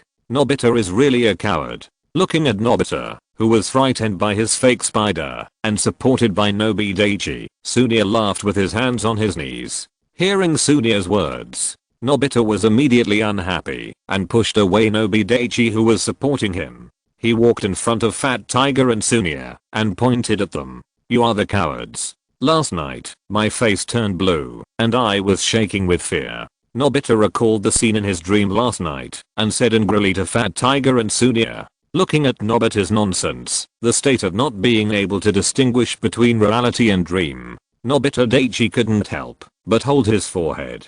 Fat Tiger said to Nobita with a strange look on his face. What nonsense are you talking about? I'm telling the truth. If there is enough time, I can make you speechless. Nobita clenched his fists and said seriously. But from the expressions on Fat Tiger and Sunia's faces, they absolutely did not believe what Nobita said. In Nobi Daichi's opinion, even if it was not Fat Tiger and Sunia, it would be anyone else. If they did not experience Nobita's dream with him, I'm afraid no one would believe Nobita's words. But even if they experienced it personally, they believed it. For example, but it was just a dream after all. What's the use? Fat Tiger and Sunia looked indifferent to the angry Nobita. But for Shizuka, who was also scared by them, Fat Tiger and Sunia's expressions were completely different. Looking at Shizuka, who was panting because of their prank, Fat Tiger and Sunia both looked embarrassed. Shizuka, I'm sorry. Fat Tiger threw away the fishing rod in his hand and walked in front of Shizuka with Sunia to apologize. As for Nobita, who was still angry, he was angry. What could he do to them? For them, Nobita's anger would not make them lose a piece of meat. But the goddess in his heart, Shizuka, being scared by them, this is not a trivial matter. Watching Fat Tiger and Sunia walk past him, as if nothing had happened, Nobita was angry in his heart. But he could only be angry and his face turned red, and he couldn't do anything else. It's better in dreams. Nobita sighed and recalled his heroic figure in the dream. Nobi Daichi did not help Nobita, unless Fat Tiger and Sunia wanted to use violence against Nobita. This level of prank, in Nobi Daichi's opinion, it is really insignificant. But Nobi Daichi knows, no matter what the matter is, it is still the best choice for Nobita to take responsibility alone. For example, with his own strength, Fat Tiger and Sunia dare not bully him, or stop using himself as a prank and a target for fun. Watching Fat Tiger and Sunia coming to apologize to him, using his own strength in the past, to deter Fat Tiger and Sunia from bullying Nobita is really not the best way. Shizuka snorted at the two of them, and turned around, and left without looking back. Fat Tiger and Sunia touched their heads, and looked at each other. I know that Shizuka must have been scared by them. Otherwise, with Shizuka's magnanimity, she would not have such a reaction, and would definitely forgive them. How does the saying go? I won't do this or that easily, unless I really can't help it. End of this chapter. Thank you very much for reaching the end. Don't forget to like. Looking for more exclusive content and immediate access? Subscribe to our Patreon. Remember, every like, subscription, or donation encourages us to continue. Thanks to everyone. See you in the next video.